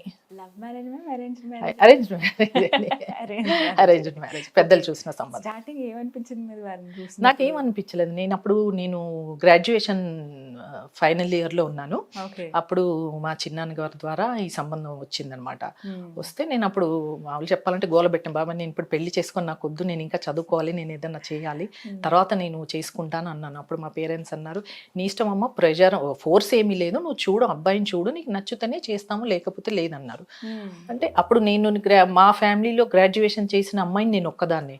అంటే అప్పుడు కొంచెం మమ్మల్ని తక్కువగా అమ్మాయిల్ని బయటకు వెళ్ళని ఇవ్వడము, అట్లా కొంచెం ఆ ఎంకరేజ్మెంట్ లేడీస్కి తక్కువ ఉండేది లేండి అప్పట్లో, అంటే 90s లో. సో అది నా మనసులో, అంటే మా దాంట్లో ఎక్కువ చదువుకోనివ్వరు, ఎటుక బయటకు వెళ్ళనివ్వరు. ఇంకా పెళ్ళి అయిపోయిందంటే అన్నిటికీ స్టాప్, ఇంకా హౌస్ వైఫ్గా ఇంట్లో ఉండాల్సిందే. నేనేమో అలా కాదు, ఏదో చేయాలనుకునేది నేను. సో ఆ విషయంలో నేను భయపడేదాన్ని. ఆ తర్వాత పెళ్లి చూపులో కిషన్ రెడ్డి గారిని కలిసిన తర్వాత మాట్లాడుకున్నప్పుడు ఆయన చెప్పారనమాట, నువ్వు పెళ్ళైన తర్వాత కూడా నీ ఇష్టం, నువ్వు స్టడీస్ కంటిన్యూ చేయాలనుకుంటే చేయొచ్చు, తర్వాత జాబ్ చేయాలన్నా ఏది చేయాలన్నా నీ ఇష్టం, నీకు ఆ ఫ్రీడమ్ ఉందని చెప్పారు. ఆ ఒక పాయింట్ పడిపోయాను. అంటే చాలా హ్యాపీగా అనిపించింది. అమ్మో, మా ఫ్యామిలీలో కూడా దొరకని ఎంకరేజ్మెంట్ నాకు ఈయన ద్వారా దొరుకుతుంది. సో పెళ్ళైన తర్వాత కూడా నేను చదువుకోవచ్చు అన్నారు. ఇంకా అలాంటప్పుడు నాకేం అడ్డు ఉంది, ఏమీ లేదులే అని ఏమీ ఆలోచించలే. అప్పుడు నేను కిషన్ రెడ్డి గారు ఏంటి, ఆయన నాకు అప్పుడు పాలిటిక్స్ అంటేనే నాకు అసలు తెలియదు. ఆయన ఏ ప్రొఫెషన్లో ఉన్నారు, ఆయనకి ఏముంది, అంటే ఎలా ఉన్నారు, ఫైనాన్షియల్గా ఎలా ఉన్నారని కానీ అసలు నేను ఏది పట్టించుకోలేదు. ఇది ఒక్క విషయం నాకు నచ్చింది, ఫ్రీడమ్ ఇస్తున్నారు, నాకు అంతే చాలు అని చెప్పి పెళ్ళికి ఓకే చెప్పేశాను. తర్వాత నాకు మంచి ఎంకరేజ్మెంట్. పెళ్లి కాగానే నేను పీజీలో అప్పుడు కంప్యూటర్ కోర్స్ అనేది ఫస్ట్ ఇంట్రడ్యూస్ అయింది అనమాట. అప్పుడు దానికి ఒక ఎంట్రన్స్ ఉంది, ఉంటే నేను అప్పుడు రాయాలనుకుంటే కిషన్ రెడ్డి గారు ఎంకరేజ్మెంట్ ఇచ్చి ఫీజు కూడా ఆయనే పే చేశారు. అంటే మాకు ఫస్ట్ ఎంగేజ్మెంట్కి మా పెళ్ళికి 8 months గ్యాప్ వచ్చింది. 8 months గ్యాప్లో నాకు ఈ ఎగ్జామ్ అనేది ఉండింది. ఉన్నా కూడా ఆయనే ఫీజు, మా పేరెంట్స్ని వద్దని చెప్పి ఆయనే ఫీ పే చేసి చాలా ఎంకరేజ్ చేసి, అప్పుడు నేను ఎగ్జామ్ రాయడానికి కాలేజీకి వెళ్తే అప్పుడు భద్రికా కాలేజ్లో సెంటర్, ఆయన కాలేజీకి కూడా వచ్చారు, వచ్చి ఎంకరేజ్ చేశారు మంచిగా. సో నేను అప్పుడు పీజీలో జాయిన్ అయ్యాను రెడ్డి కాలేజ్లో. జాయిన్ అయిన తర్వాత మ్యారేజ్ అయింది. మ్యారేజ్ అయిన తర్వాత ఆయన యూత్ వింగ్ ప్రెసిడెంట్గా డిక్లేర్ చేశారు ఆయన్ని. అప్పుడు ఏంటంటే ఆయన లైఫ్ స్టైల్ ఎట్లుందంటే, మా పెళ్ళైన వెరీ నెక్స్ట్ సెకండ్ డేనే ఆయన అప్పుడు టూర్లు స్టార్ట్ చేయడం జరిగింది. సెకండ్ డేనే రాజస్థాన్ అని వెళ్ళిపోయారు. అంటే వీక్లీ 3 days 2 days మటుకి ఇక్కడ ఉండేవాళ్ళు, ఆ తర్వాత అంతా ట్రావెలింగ్. అప్పుడు అదంతా చూసిన తర్వాత నేను మెంటల్గా చాలా డిస్టర్బ్ అయ్యాను. ఏంటి ఈయన ఇంత ట్రావెలింగ్, ఈయన పోజ్ అంటే అప్పుడు నాకు పెళ్ళైన కొత్తలో కాబట్టి ఓకే, రాజకీయం ఈ ప్రొఫెషన్ అంటే ఇలా ఉంటుందా, ఇంత బిజీగా ఉంటుందా ఈయన లైఫ్ స్టైల్ అని అప్పుడు నేను ఆలోచించడం మొదలుపెట్టాను. ఎస్, నేను ఇప్పుడు చదువుకుంటున్నాను, సరే నేను చదువుకొని ఏ జాబో ఏదో చేస్తుంటే రేపు నాకు పిల్లలు పుట్టిన తర్వాత వాళ్ళని ఎవరు చూస్తారు అనే ఆలోచన నాకు వచ్చింది. వచ్చి అప్పుడు నేను డిసైడ్ అని, లేదు నేను కూడా బిజీ ఉండి ఆయన బిజీ ఉంటే నాకు ఫ్యామిలీని చూసుకోవడం కష్టం అవుతుంది అనేసి నేను అప్పుడు ఫస్ట్ టర్మ్ రాసిన తర్వాత ఫస్ట్ సెమిస్టర్ రాసిన తర్వాత నేను నా స్టడీస్ వదిలేశాను. వదిలేసి లేదు నేను హౌస్ వైఫ్గా ఉండాలి, ఈయనకు సపోర్ట్ చేయాలి, నా పిల్లల్ని ఫ్యామిలీ స్టార్ట్ అయిన తర్వాత నేను ఫ్యామిలీని కూడా చూసుకోవాలి, యాజ్ ఎ హౌస్ వైఫ్గా ఉండాలి అని ఆ రోజే నేను డిసైడ్ చేసుకున్నాను. సో అప్పటి నుంచి కంప్లీట్ హౌస్ వైఫ్ అలా ఫ్యామిలీకి. ఆ తర్వాత ఇలా ఇప్పుడు ఈ రోజు నేను బయటకు ఎస్ ఐ వాస్ వెయిటింగ్ అనమాట ఒక 20 years. వెరీ ఎమోషనల్, అర్థమవుతుంది, పైకి కనిపించినట్టుగా కాదు. హ్యాపీ అండ్ ఫన్నీ మూమెంట్ ఏదైనా ఉందా కిషన్ రెడ్డి గారికి మీకు ఇప్పుడు తెలుసుకున్న నవ్వు వచ్చేది సరదాగా? కిషన్ రెడ్డి గారికి నాకు ఫన్నీ మూమెంట్స్ అంటే చాలా ఆలోచించాల్సి వస్తుందండి. ఫన్నీ మూమెంట్స్ అనేవి చాలా తక్కువ, ఎందుకంటే కిషన్ రెడ్డి గారు కొంచెం రిజర్వ్డ్గా కొంచెం సీరియస్గా ఉంటారు, నేనేమో నాన్ స్టాప్ టాకిటివ్ అనమాట. మా ఇద్దరికి చాలా ఆపోజిట్గా ఉంటుంది. ఆయనేమో మెచ్యూర్డ్గా పెద్దరికంగా అలా ఉంటారు, నేనేమో అలా కాదు, మొత్తం బ్లా బ్లా బ్లా కొంచెం హడావిడి, ఎక్కువ జోవియల్గా ఉండడము, అంటే పని ఉన్నా లేకపోయినా నవ్వుతూ ఉండడం, ఆయన ఏదో విషయంలో ఆట పట్టించడం, అట్లా నేనే అలా వెంటబడి అట్లా చేస్తూ ఉంటాను, కానీ ఆయన కొంచెం సీరియస్గానే ఉంటారు. ఫన్నీ మూమెంట్స్ అంటే నాకు తెలిసి ఉండకపోవచ్చు. ఏదన్నా గుర్తుండిపోయిన ఇది హ్యాపీగా ఫస్ట్ టైం అంటే మనం ఎక్కడికైనా సినిమాకి వెళ్ళినప్పుడు వెళ్తారండి, అసలు అవకాశం ఉందా మీకు, వెళ్ళారా? అంటే మా ఎంగేజ్మెంట్ అయిన తర్వాత పెళ్లికి ఒక 8 months గ్యాప్ వచ్చిందండి. అప్పుడు అతి కష్టం మీద ఒక 2 సినిమాలు, అది కూడా ఎక్కడో నేను వెళ్ళి ఆయన కోసం 1 hour వెయిట్ చేసిన తర్వాత అప్పుడు వచ్చి తీసుకెళ్లేవాళ్ళు అనమాట. అప్పటి నుంచి నేనే వెయిట్ చేయించేవాళ్ళు. అప్పుడే అనుకున్నాను ఇదేంటి అని. ఫస్ట్ చూసిన సినిమా ఏది ముందు? నిజంగా చెప్పాలంటే గుర్తులేదు. అవి గుర్తుండకూడదు, వారితో ఉన్న మూమెంటే గుర్తుండాలి. 94లో చూసాం, నిజంగా చెప్పాలంటే నాకు గుర్తులేదు. ఇప్పుడు బయటకి ఏదైనా ఫ్రీ టైం ఉన్నప్పుడు, హాలిడే ఉన్నప్పుడు ఎక్కడికి వెళ్ళడానికి ఇష్టపడతారు? అంటే మేము కిషన్ రెడ్డి గారు ఇయర్లీ వన్స్ మాకు హాలిడే ఒక 5-6 days టైం ఇచ్చేవాళ్ళండి. అంటే అప్పుడు పిల్లలు కొంచెం అవుట్ ఆఫ్ కంట్రీ వెళ్ళడానికి ప్రిఫర్ చేసేవాళ్ళు. ఏదో ఒక కంట్రీ ఎవ్రీ సమ్మర్లో వాళ్ళకి వెకేషన్ వచ్చినప్పుడు ఏదో ఒక కంట్రీ అట్లా ట్రిప్ వెళ్ళేవాళ్ళము. అంటే ఒకసారి మేము యుఎస్ వెళ్ళాము, ఏదో ఒక 20 days ట్రిప్. కాకపోతే మేము 20 days ఉన్నాము, కానీ కిషన్ రెడ్డి గారు మమ్మల్ని యుఎస్ వెళ్ళాక అక్కడ డ్రాప్ చేసి ఇమీడియట్ 4 daysకి మళ్ళీ రిటర్న్ వచ్చేసారు. ఆ తర్వాత ఆ పిల్లల్ని తీసుకుని నేను 15 days చాలా కష్టపడి తిరిగాను. అప్పుడు ఇంకా ఫోన్ చేసి ఏడ్ చేసేదాన్ని, నేను నా వల్ల అవ్వట్లేదు, చాలా కష్టంగా ఉంది ఇక్కడ, నేను వచ్చేస్తాను అని. కాకపోతే పిల్లల కోసం అని తప్పకుండా అలా ఉండాలి. అంటే నేను ఒక్కదాన్ని పిల్లల్ని తీసుకుని మేనేజ్ చేయాలి కూడా కష్టంగా అనిపించేది. యాజ్ ఏ బెటర్ హాఫ్, అర్ధాంగిగా ఆ పాత్రను కూడా మీరే పోషించాలి. కొన్నిసార్లు కోపము, కొన్నిసార్లు ఫ్రస్ట్రేషన్, కొన్నిసార్లు చిన్నగా, అంటే పెద్దగా ఎప్పుడు కాదు కానీ చిన్నగా గొడవ పడడం అంటే ఏం లేదు, కానీ అంటే అనేదాన్ని నువ్వు చక్కగా వెళ్ళిపోయావు మమ్మల్ని వదిలేసి, ఇంకా నేను ఒక్కదాన్ని పిల్లల్ని తీసుకొని తిరగాలంటే కష్టంగా ఉంటుంది అని అట్లా 2 సార్లు అన్న సందర్భాలు కూడా ఉన్నాయి. ఏమని పిలుస్తారు మీరు? నేను డైరెక్ట్ మాట్లాడతాను, కానీ ఆయన పేరు పెట్టి పిలవడం ఇష్టం లేదు. నాకు ముందే చెప్పారనమాట, నువ్వు పేరు పెట్టి పిలవకూడదని. అయితే ఎప్పుడైనా ఆట పట్టించాలనుకున్నా ఏదైనా ఉన్నప్పుడు కిషన్ రెడ్డి గారు అని పిలుస్తాను, పిలిచినప్పుడు అంటారు కోపంగా. మిమ్మల్ని ఏమని పిలుస్తారు సార్? అదే కావ్య అని పిలుస్తారు. మీకు బాగా కోపం వచ్చినప్పుడు మీరేమని పిలుస్తారు? ఏం లేదు, కిషన్ రెడ్డి గారు కోపం వచ్చినప్పుడు కానీ ఆట పట్టించాలనుకున్నప్పుడు కిషన్ రెడ్డి గారు అని పేరు పెట్టి పిలుస్తాను. ఆయనకు నచ్చదని తెలుసు, అలా కావాలని పిలుస్తాను అనమాట. సో చాలా జోవియల్ అండ్ ఫన్నీగా ఉంటారు. నేను అలాగే ఉంటాను, అంటే ఉండాల్సి వచ్చింది. ఆయన సీరియస్ మూడ్ చూసి నాకు ఇలా అయితే ఇద్దరం అలా సీరియస్గా ఉంటే కష్టం అని చెప్పి. మీ ఇష్టాలు ఏంటి మ్యామ్? సినిమాలు మీరు ఇప్పుడు చూస్తారా, వెళ్తూ ఉంటారా? నాకు ఫ్రెండ్స్ ఉన్నారండి, ఫ్రెండ్స్తో నేను బాగానే ఎంజాయ్ చేస్తాను. ఫ్రెండ్స్తో రెస్టారెంట్స్కి వెళ్ళడము, మూవీస్కి వెళ్ళడము, ఎగ్జిబిషన్స్కి వెళ్ళడము, షాపింగ్కి వెళ్ళడము, అవన్నీ చేస్తాను. నాకు ఆ విషయంలో కిషన్ రెడ్డి గారు ఎప్పుడు అడ్డు చెప్పరు, మొత్తం ఫ్రీడమ్ అనమాట. నిజం చెప్పాలంటే అసలు ఆయన బిజీ ఉండడం, నాకు ఇంత టైం దొరికిందని నేను ఈ దొరికిన టైం అంతా ఎక్కువ ఎంజాయ్ చేయడానికి చేసుకుంటూ ఉంటాను. పిల్లల్ని చూసుకున్నాం అంటే పిల్లల్ని చూసుకుంటూ మళ్ళీ నాకు దొరికిన టైంలో నేను నా ఫ్రెండ్స్తో బయటకు వెళ్ళడము, ఎంజాయ్ చేయడం అట్లాంటివి చేస్తుంటాను. ఈ విషయంలో నిజంగా చెప్పాలంటే నేను హ్యాపీ, కానీ అప్పుడప్పుడు కిషన్ రెడ్డి గారిని చూస్తే బాధ అనిపిస్తుంది. అట్లీస్ట్ మేము మా టైం తీసుకొని మా ఫ్రెండ్స్తో మేము ఎంజాయ్ చేయడం అనేది చేస్తున్నాం, కానీ కిషన్ రెడ్డి గారి పాపం అది కూడా ఉండదు. ఎప్పుడు పార్టీ, వర్క్, పబ్లిక్ సర్వీస్ ఈ విషయాల్లో చాలా బిజీ ఉంటారు. మాకు దొరికినంత టైం ఉండదు. నిజం చెప్పాలంటే మేము ఎంజాయ్ చేసినట్టుగా ఆయన ఎప్పుడు చేయలేదు పాపం. ఎప్పుడు పార్టీకి, ఆయన ప్రొఫెషన్కి డెడికేటెడ్గా హార్డ్ వర్క్ చేస్తూనే ఉన్నారు. ఇప్పటికీ అప్పుడు చేశారు, ఇప్పుడు చేశారు, ఎప్పుడు ఆయన ఒకే విధంగా ఉంటారు. అందరూ అనుకుంటాం ఏముంది, ఒకసారి మినిస్టర్ అయిపోయిన తర్వాత ఇలా ఉంటుంది వాళ్ళ లైఫ్, అలా ఇలా వచ్చేసారు అలా వచ్చేసారు అనుకుంటారు, కానీ ఆ కష్టం వాళ్ళకి మాత్రమే తెలుస్తుంది, ఆ కుటుంబానికి మాత్రమే తెలుస్తుంది. సో హోదా అనేది ఎప్పుడైనా మనం హోదాగా తీసుకుంటే మేబీ ఎంజాయ్ చేయగలుగుతారేమో, కానీ కిషన్ రెడ్డి గారు గారు అట్లా కాదు, మేము హోదా అనే ఒక రెస్పాన్సిబిలిటీ. నిజం చెప్పాలంటే హోదా ఎంత పెరుగుతుంటే మనకు ఒక భయం అనేది వస్తుంది. అంటే ఎంతమంది పబ్లిక్ కి మనం ఇంత రెస్పాన్సిబుల్ ఉంటాం కదా, ఎంతో వేల మంది లక్షల మంది పబ్లిక్ కి మనం రెస్పాన్సిబుల్ గా ఉన్నప్పుడు, వాళ్ళకి మనం ఆన్సరబుల్ గా ఉన్నప్పుడు డెఫినెట్ గా దానికి మనకు ఒక ఫియర్, ఒక అది అనేది ఉంటుంది. దాన్ని మనం ఎంజాయ్ చేయాలనే థాట్ కూడా రాదు నిజంగా. ఇప్పుడిప్పుడు నేను బయటకు వస్తుంటే నిజంగా నాకు తెలుస్తూ ఉంది. ఒకరోజు నేను అన్నాను కూడా కిషన్ రెడ్డి గారికి, అమ్మో ఇట్లా ఇంత అంటే కొన్నిసార్లు నాకు కూడా కొంచెం హెక్టిక్ గా ఉంటుంది. ఉన్నప్పుడు నేను అంటాను కిషన్ రెడ్డి గారితో, ఇంత హెక్టిక్ ఉంటుంది నువ్వు ఎలా ఉంటున్నావు అంటే ఇప్పుడు తెలిసిందా అంటే అప్పుడప్పుడు నేను క్రిటిసైజ్ చేసేదాన్ని, అబ్బాయి ఎప్పుడు ఒకటే పార్టీ అంటావు, పబ్లిక్ అంటావు, టైం ఇవ్వవు, ఇట్లాగైనా కొంచెం టైం తీసుకోవాలని నేను అప్పుడప్పుడు చెప్తుండేదాన్ని. కానీ ఇప్పుడు నాకు తెలుస్తుంది ఏంటి అంటే, నేను కూడా ఏ ప్రోగ్రామ్ వచ్చినా ఇప్పుడు కాదనలేని పరిస్థితి. సో నాకు ఇప్పుడు అర్థమవుతుంది, నిజంగా ప్రాక్టికల్గా అర్థమవుతుంది అనమాట. నిజం కిషన్ రెడ్డి గారు చేసింది కరెక్టే. కొన్ని ఒక ప్రొఫెషనల్ కంటూ మనం వచ్చి అందులో ఇన్వాల్వ్ అయిపోయాక బయటపడడము కష్టము, మనం నో కూడా చెప్పలేము. అదే అన్నారు ఆయన, నీకు ఇప్పుడు తెలుస్తుందా, నాది నన్ను అనేదానివి కదా, ఇప్పుడు తెలుస్తుందా. నో చెప్పాలనే ధైర్యం ఉండాలి. నిజం, అట్లా చెప్పలేము కూడా. మనకు అది ఒక ఇంట్రెస్ట్ పబ్లిక్ లోకి వెళ్ళిన తర్వాత మనకు ఆటోమేటిక్ గా ఇంట్రెస్ట్ అనేది, ఆ ఫియర్ చేయాలి అనేది, ఇది మన రెస్పాన్సిబిలిటీ అనేది వచ్చిన తర్వాత మనం అసలు నో చెప్పలేము. ఫేవరెట్ హీరో, హీరోయిన్ ఇలా ఉన్నారండి, ఇష్టపడతారా? నన్ను అంటున్నారా? మీకు నేను చాలా వరకు అయితే నేను హిందీ మూవీస్ చూస్తుంటానంటే, కొన్ని ఆర్ట్ మూవీస్ నేను చాలా ఎక్కువగా ఇష్టపడతాను. నెక్స్ట్ వచ్చి కామెడీ మూవీస్ ఇష్టపడతాను. అంటే నాకు ప్రత్యేకించి ఇది అది అని ఏమి ఉండదు. ఏ మూవీ బాగుంది అని టాక్ వచ్చినా ఏది ఉన్నా జనరల్గా వెళ్తాను, చూస్తాను. నాకు రీసెంట్ గా చూసిన సినిమా, నేను రీసెంట్ గా జాతిరత్నాలు చూశాను, నిన్న అవతార్ చూశాను, నాకు చాలా బాగా నచ్చింది అవతార్. కిషన్ రెడ్డి గారికి ఎవరి ఇష్టం? సినిమాలు అసలు ఏమైనా కొంచెమైనా చూస్తారా? నాకు తెలిసినంత వరకు కిషన్ రెడ్డి గారికి రామ్ గోపాల్ వర్మ గారు ఇష్టం. ఆయన చూసేవాళ్ళు.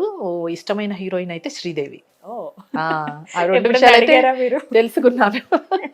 ఆయన ఇంటర్వ్యూలో చెప్పడం వల్ల నేను అట్లా తెలుసుకున్నాను. ఒక ఇష్టమైన హీరోయిన్ శ్రీదేవి, రామ్ గోపాల్ వర్మ మూవీస్ అంటే ఇష్టపడేవాళ్ళు.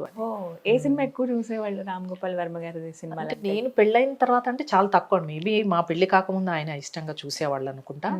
వెళ్ళిన తర్వాత ఆయనకంటూ చాయిస్ ఏది లేదు. మేమే ఏ మూవీ బాగుంటే పిల్లలైనా మేమైనా ఈ మూవీ బాగుంది అని చెప్పి మేము దగ్గరుండి ఆయనను తీసుకెళ్ళి చూపిస్తుంటాము. కానీ ఇప్పుడు మినిస్టర్ అయిన తర్వాత అలా వెళ్ళడం కూడా అసలు కుదరట్లేదు. మొత్తం బిజీ అయిపోయారు. ఇప్పుడు అసలు ఆయన మినిస్టర్ అయిన తర్వాత ఒక మూవీ కూడా వెళ్ళలేదు మేము ఇంతవరకు. అంత టైం కూడా ఉండలేదు. ఆయన టైం ఇవ్వడానికి ఇష్టపడట్లేదు. ఏమంటారంటే, ఎప్పుడైనా కొంచెం టైం తీసుకోమని అంటే ఏమంటారంటే, పిఎం మోదీ గారు ఆయన పిఎం అయిన తర్వాత ఈ రోజు వరకు ఆయన వరకు ఏ ఒక్క రోజు కూడా ఆయన హాలిడే తీసుకోలేదు, ఆఫ్ తీసుకోకుండా వర్క్ చేస్తున్నారు. ఈ ఏజ్లో ఆయన అంత కష్టపడి అంత వర్క్ చేస్తున్నప్పుడు మీరు నేను ఎందుకు చేయకూడదు అని ఆయన ఇన్స్పిరేషన్ గా తీసుకుంటారు కిషన్ రెడ్డి గారు.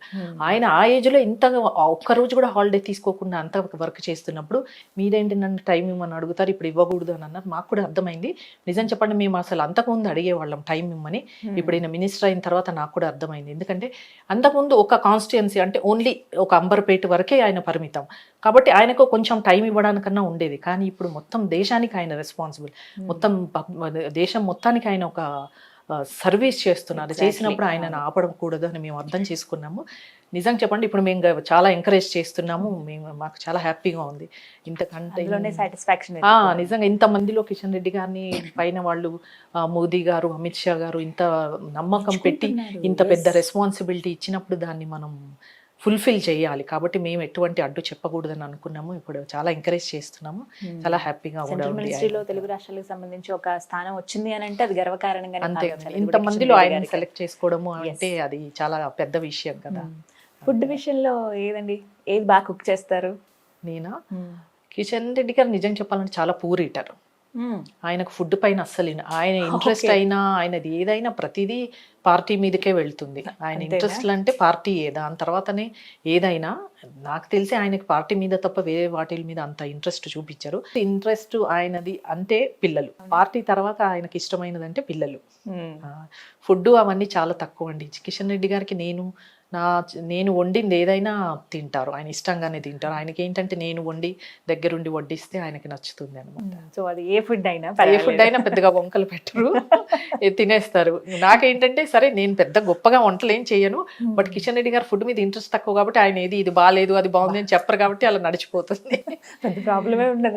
కానీ ఇప్పుడు చాలా వరకు అయితే ఇంకా కుక్స్ ఉన్నారు. నాకు టైం దొరకక కొంచెం ఎప్పుడో ఒకసారి చేస్తాను. రెగ్యులర్ గా చేయడం అయితే తగ్గింది. మామూలుగా ఈ కార్యక్రమాలు వీటితో పాటుగా ఎక్కువగా మీరు పిల్లలతోటి, దివ్యాంగులతోటి, ఆర్ఫనేజ్ పిల్లలతోటి స్పెండ్ చేయడానికి ఇష్టపడుతూ ఉంటారు. దీనికి రీజన్ ఏంటి? ఎందుకు అంత ఇష్టం వాళ్ళంటే మీకు? నాకు జనరల్గా నాకు ముందు నుంచి అది నాలో డెవలప్ అవుతూ వచ్చింది తప్ప నేను ప్రత్యేకించి ఈ ఇన్సిడెంట్ వలన నేను మారాను, దీంతో నేను ఇన్స్పైర్ అయ్యాను, నేను అట్లాంటిది ఎప్పుడు జరగలేదండి. నాకు ఎందుకు నా మనసులో మొదటి నుంచి ఉండేది అంటే వాళ్ళని చూస్తే ఒకలా అంటే మేబీ కొంచెం జాలి, ఏదన్నా సపోర్ట్ చేయాలి. ఎందుకంటే వాళ్ళు పొద్దున్న లేస్తే వాళ్ళు రాత్రి పడుకునే వరకు ఒకళ్ళ మీద ఆధారపడితే తప్ప సొంతంగా వాళ్ళు చేసుకోలేని పరిస్థితి ప్రతి ఒక్కళ్ళకి మనుషులు ఉండి చేస్తారు అని ఉండదు కదా.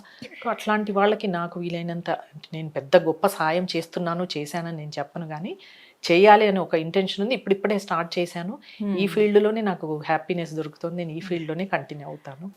అలాంటి అంటే సేవ చేయాలన్న మనసు రావడం కూడా చాలా అరుదండి. అది కంటిన్యూ చేయటం ఇంకా పెద్ద టాస్క్. అది కామన్గా అనేస్తాం, ఇంతమందికి హెల్ప్ చేసాం, అంతమందికి హెల్ప్ చేసామని. కానీ ఒకరితో ఆగిపోకూడదు. అది ఇంకొంతమందికి ఆ హెల్ప్ అందాలంటే మనం కంటిన్యూ చేయాలి. అంటే మీలాంటి వాళ్ళు కంటిన్యూ చేస్తే ఖచ్చితంగా అది ఇన్స్పైరింగ్ గా ఉంటుంది. అది ఒకటి. అంటే మనం ఒక ఇన్స్పైరింగ్ స్టేజ్లో అంటే మనం చూసి 10 మంది చూసే ఒక పబ్లిక్ లైఫ్లో మేము ఉన్నాం కాబట్టి మమ్మల్ని చూసి ఒకళ్ళిద్దరు ఇన్స్పైర్ అయినా, వాళ్ళ వలన ఒక నలుగురికి హెల్ప్ అయినా కూడా అది మాకు గర్వకారణం, సంతోషం, హ్యాపీనెస్.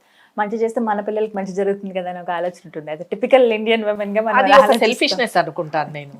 అండ్ ఇంకా బతుకమ్మ సంబరాలు ఇండియా గేట్ దగ్గర ఎంత అట్టహాసంగా చేశారు.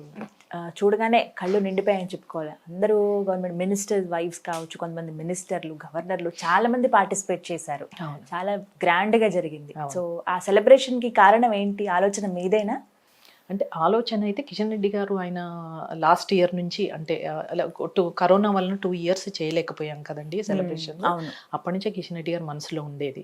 అంటే మనము ఈ రోజు మనం ఇక్కడ మనం ఇంత ఈ హోదా ఇచ్చిన ప్రజలకి మనం కూడా ఏదో ఒకటి చేయాలి. అంటే మన తెలుగుతనం, మన తెలంగాణ ఫెస్టివల్ అనేది ఇక్కడ ఢిల్లీలో మనం నేషనల్ వైడ్గా మనము దాన్ని ప్రమోట్ చేయాలని ఒక ఆలోచన ఆయనకు ఉండింది. బతుకమ్మ చేయాలి అని ఎప్పుడూ అంటూ ఉండేవాళ్ళు. ఆయన మినిస్టర్ అయిన దగ్గర నుంచి అనేవాళ్ళు. కాకపోతే కరోనా వలన చేయకుండా ఆగిపోవాలి వచ్చింది. ఈసారి మంచి ఛాన్స్ వచ్చింది. సో చెప్పారు ఇట్లా చేయాలి బతుకమ్మ అనగానే నేను ఇనిషియేటివ్ తీసుకుని ఇంకా నేను ముందుకు వచ్చి అన్ని అరేంజ్ చేసి ఇక్కడి నుంచి 150 మంది మహిళలను మేము ఒక ట్రైన్లో తీసుకొని వచ్చి అక్కడ వాళ్ళకి అన్ని అరేంజ్ చేసి బతుకమ్మ అంటే చాలా మంచి రెస్పాన్స్ వచ్చింది. ఏంటంటే ఇంతవరకు ఇండియా గేట్ దగ్గర బతుకమ్మ అనేది ఎప్పుడు ఎవరు చేయలేదు. సో అక్కడ వాళ్ళందరూ చాలా అంటే మేము బతుకమ్మ అక్కడ ఆడుతూ ఉంటే అక్కడ లోకల్గా ఇండియా గేట్ దగ్గరకు వచ్చిన వాళ్ళు చాలా ఆశ్చర్యంగా, సంతోషంగా వచ్చి మేము కూడా డాన్స్ చేయొచ్చా అని వాళ్ళు కూడా వచ్చి ఇన్వాల్వ్ అయ్యి చాలా సంతోషంగా ఎంతమంది వచ్చారో అక్కడ నుంచి లోకల్గా వెళ్ళే వాళ్ళు, ఇలా రోడ్డు మీద వెళ్ళే వాళ్ళు కూడా ఆగి చూసి రావడము, డాన్స్ చేయడము చాలా అంటే నేను అనుకున్న దానికి ఊహించిన దానికంటే ఎక్కువ రెస్పాన్స్ వచ్చింది.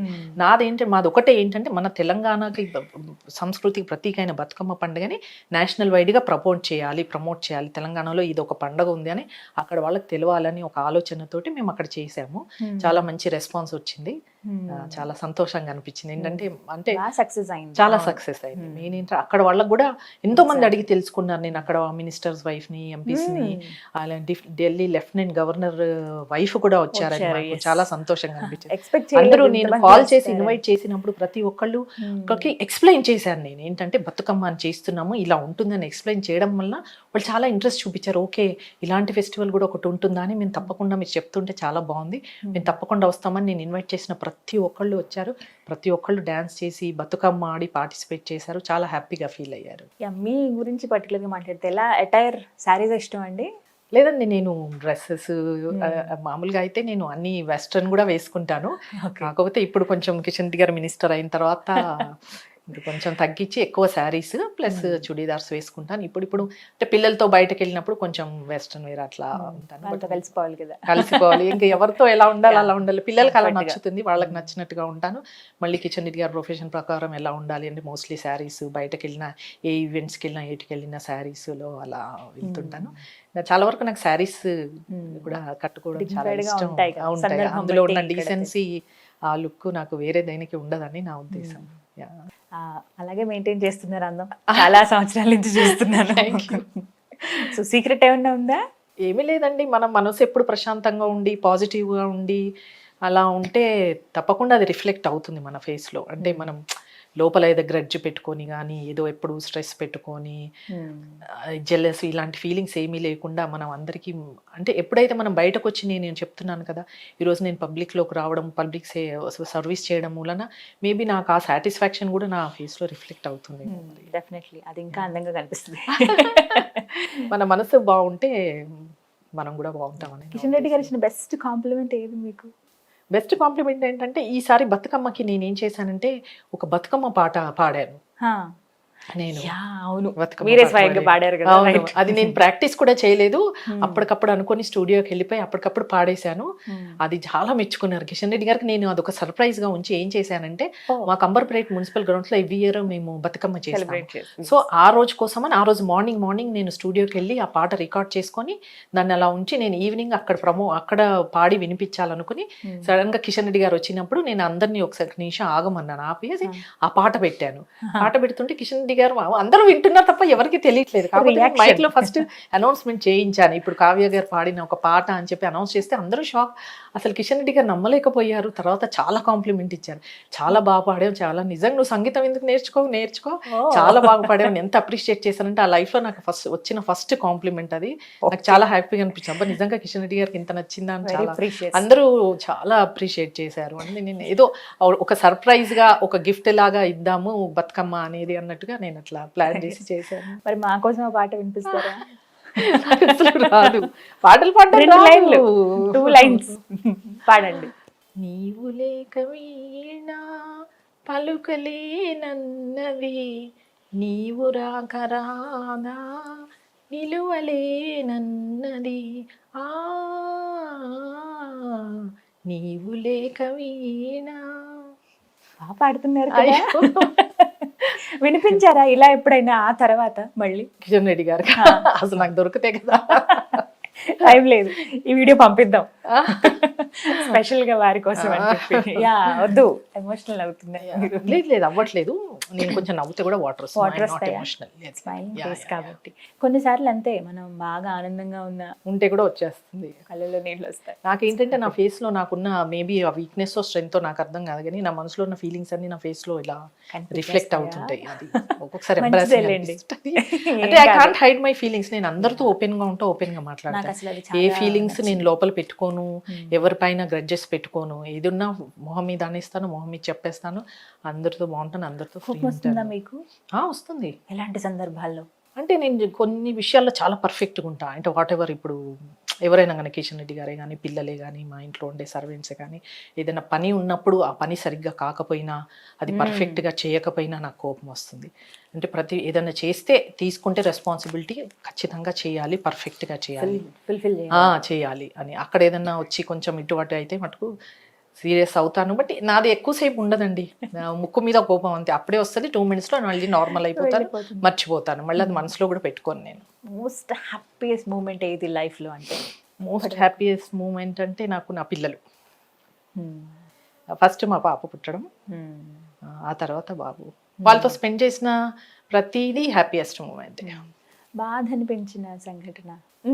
ఓకే, ఖచ్చితంగా ఉంటాయి అంటే పిల్లల్ని మిస్ అవ్వడం. అంటే ఫస్ట్ బాధ అనిపించింది ఏంటి అంటే ఫస్ట్ పెళ్ళి అయిపోయి అమ్మ వాళ్ళని వదిలి రావడము ఫస్ట్ బాధ, ప్రతి ఆడపిల్లకి ఉంటుంది.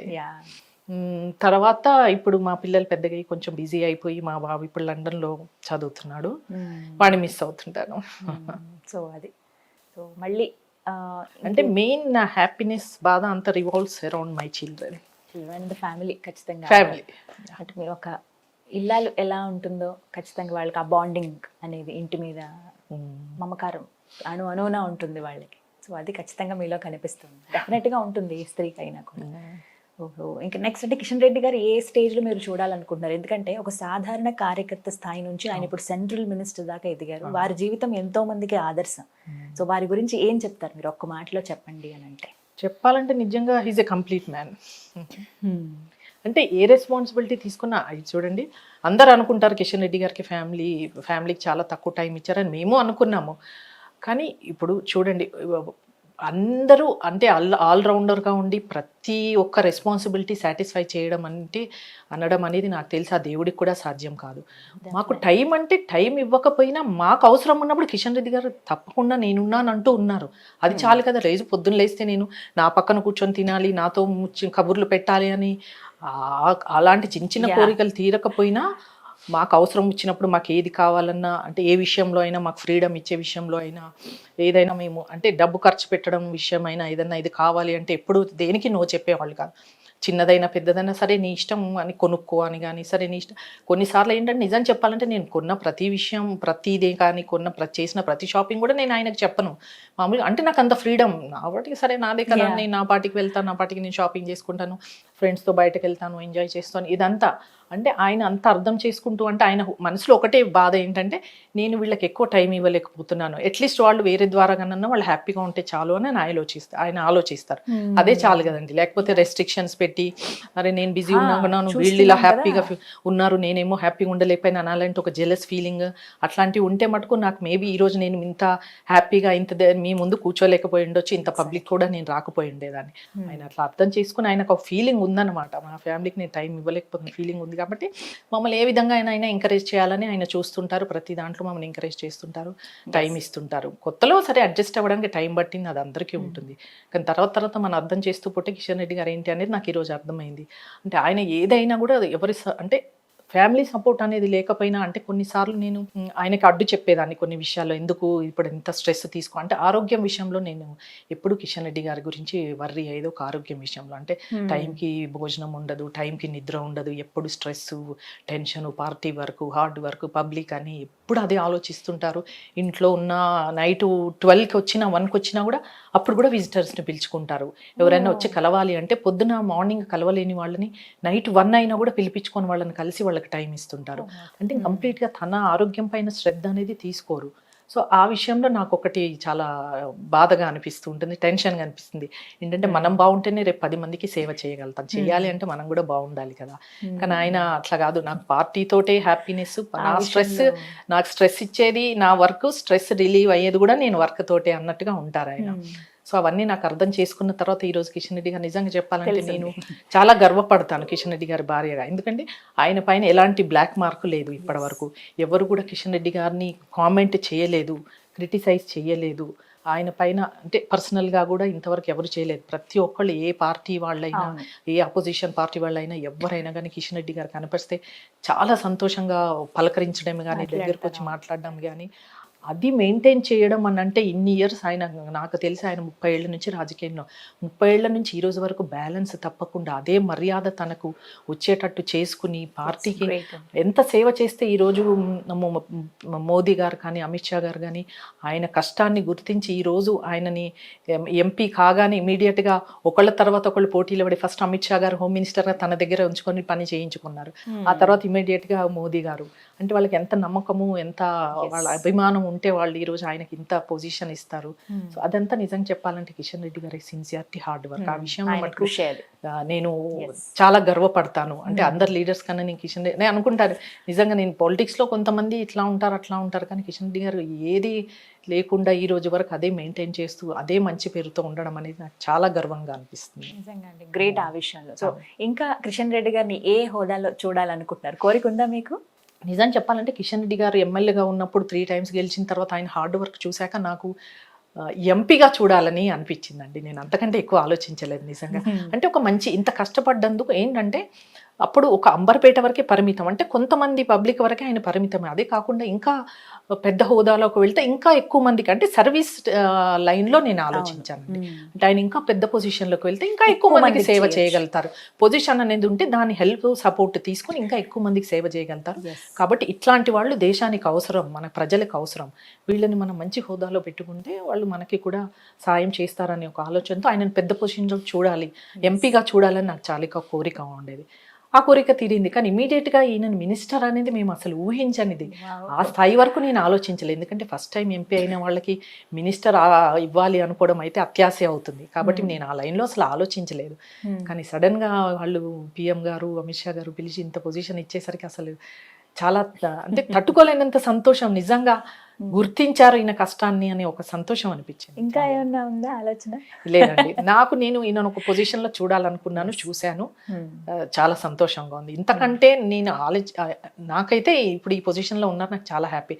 తర్వాత ఫర్దర్ ఏముంటుందో అనేది ఇంకా దేవుడి చేతుల్లో ఉంది. ఒకవేళ ఇంకా ఫర్దర్ మంచి పొజిషన్ వస్తే సంతోషిస్తాను తప్ప ఇంకా కావాలని అత్యాశదు అలాంటివి అయితే నాకు లేవు. వస్తే తప్పకుండా సంతోషిస్తాను. ఎందుకంటే అది కూడా ప్రజలకి ఇంకా మేలు చేసే విధంగా ఉంటే ఇంకా సంతోషిస్తాను. నరేంద్ర మోడీ గారి గురించి ఒక మాట చెప్పమంటే? తప్పకుండా. నాకు మోదీ గారు అంటే చాలా ఇష్టం అండి. అంటే ఇష్టం అంటే ఏదో బ్లైండ్ గా నేను ఫాలో అవ్వను. అంటే ఆయన చేసే పాలసీస్ కానీ, ఆయన కూడా ఒక ప్రధానమంత్రి హోదాలో ఉన్నాను అని ఎప్పుడు యాటిట్యూడ్ చూపారండి. చాలా డౌన్ టు అర్త్ ఉంటారు. ఎవరు వెళ్ళినా చాలా నవ్వుతూ చాలా మంచిగా రిసీవ్ చేసుకుంటారు, చాలా ఫ్రీగా మాట్లాడతారు. ప్రతి క్షణం నిత్యం ఆయన దేశం గురించి ఆలోచిస్తారు. ఆయన పిఎం అయిన తర్వాత ఆయన ఒక్కరోజు కూడా లీవ్ తీసుకోకుండా ఆయన ఎంత కష్టపడి వర్క్ చేస్తున్నారు చూడండి. వాళ్ళ మదర్ చనిపోయిన తర్వాత కూడా ఇమీడియట్గా మళ్ళీ డ్యూటీలో వచ్చి జాయిన్ చేసి చేస్తున్నారు. అట్లాంటి వాళ్ళు ఎంతమంది ఉంటారంటే, అట్లాంటి మనుషులు దేశం గురించి ప్రజల గురించి ఆలోచించే వాళ్ళు చాలా అరుదుగా ఉంటారు. మోదీ గారు మాట్లాడిన సందర్భం ఉన్నాయండి. 2000 నోట్స్ అంటే డిమానిటైజేషన్ అయ్యింది కదా, అయిన కొత్తలో నేను ఢిల్లీలో వెళ్ళి మోదీ గారిని కలవడం జరిగింది. కలిసినప్పుడు ఆయన నన్ను కూర్చోబెట్టుకుని అడిగారు, ఏంటమ్మా ఇట్లా డిమానిటైజేషన్ చేశాను కదా, మరి నా గురించి ఏమనుకుంటున్నారు ప్రజలు అని నన్ను అడిగారు. నాకు ఒక క్షణం అసలు ఏం అర్థం అవ్వలేదు. ఏంటి పిఎం గారు ఏంటి నన్ను అడగడం ఏంటి, ఇంత స్మాల్ క్వశ్చన్ నన్ను అడగడం ఏంటి అని కొద్దిసేపు అసలు నాకు ఏమీ అర్థం అవ్వలేదు, ఏం చెప్పాలో అర్థం కాలేదు. కాబట్టి ఒకటే చెప్పాను, లేదంటే మీరు చేసింది చాలా మంచి పని, కరెక్ట్ డెసిషన్ తీసుకున్నారు, ప్రజల్లో మీకు చాలా మంచి పేరు, మంచి పాజిటివ్గానే రిసీవ్ చేసుకున్నారు ప్రజలు అని ఒక మాట మటుకు చెప్పగలిగాను. అప్పుడు అనిపించింది ఎంత పిఎం అయ్యి ఉండి మనల్ని పిలిచి కూర్చోబెట్టి ఆ క్వశ్చన్ అడగడము అంటే చాలా డౌన్ టు ఎర్త్ ఉంటారండి. ఒకటి ఏంటంటే ఆయన ఎప్పుడూ దేశం కోసం ఆలోచిస్తుంటారు. అట్లాంటి లీడర్స్ మన దేశానికి కావాలి. మోదీ గారు పిఎం అయిన తర్వాతనే ఈరోజు మన ఇండియా ఎంతో డెవలప్ త్రూ అవుట్ వరల్డ్. మనము ఈరోజు ఇండియాని చాలా స్పెషల్గా చాలా టాప్ పొజిషన్లో చూస్తున్నారంటే అది మోదీ గారు వల్లనే.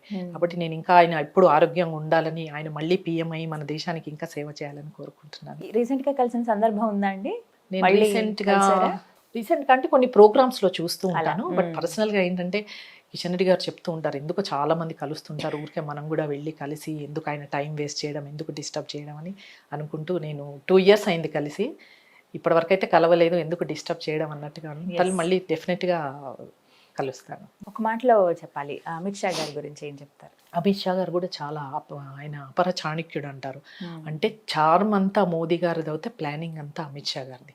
ప్లానింగ్ కూడా ఉండాలి కదంటే, ఇంత దేశంలో ఇప్పుడు ఇన్ని రాష్ట్రాల్లో బీజేపీ గవర్నమెంట్ ఫామ్ చేస్తుంది అంటే మోదీ గారి చరిష్మా ప్లస్ అమిత్ షా గారి ప్లానింగ్.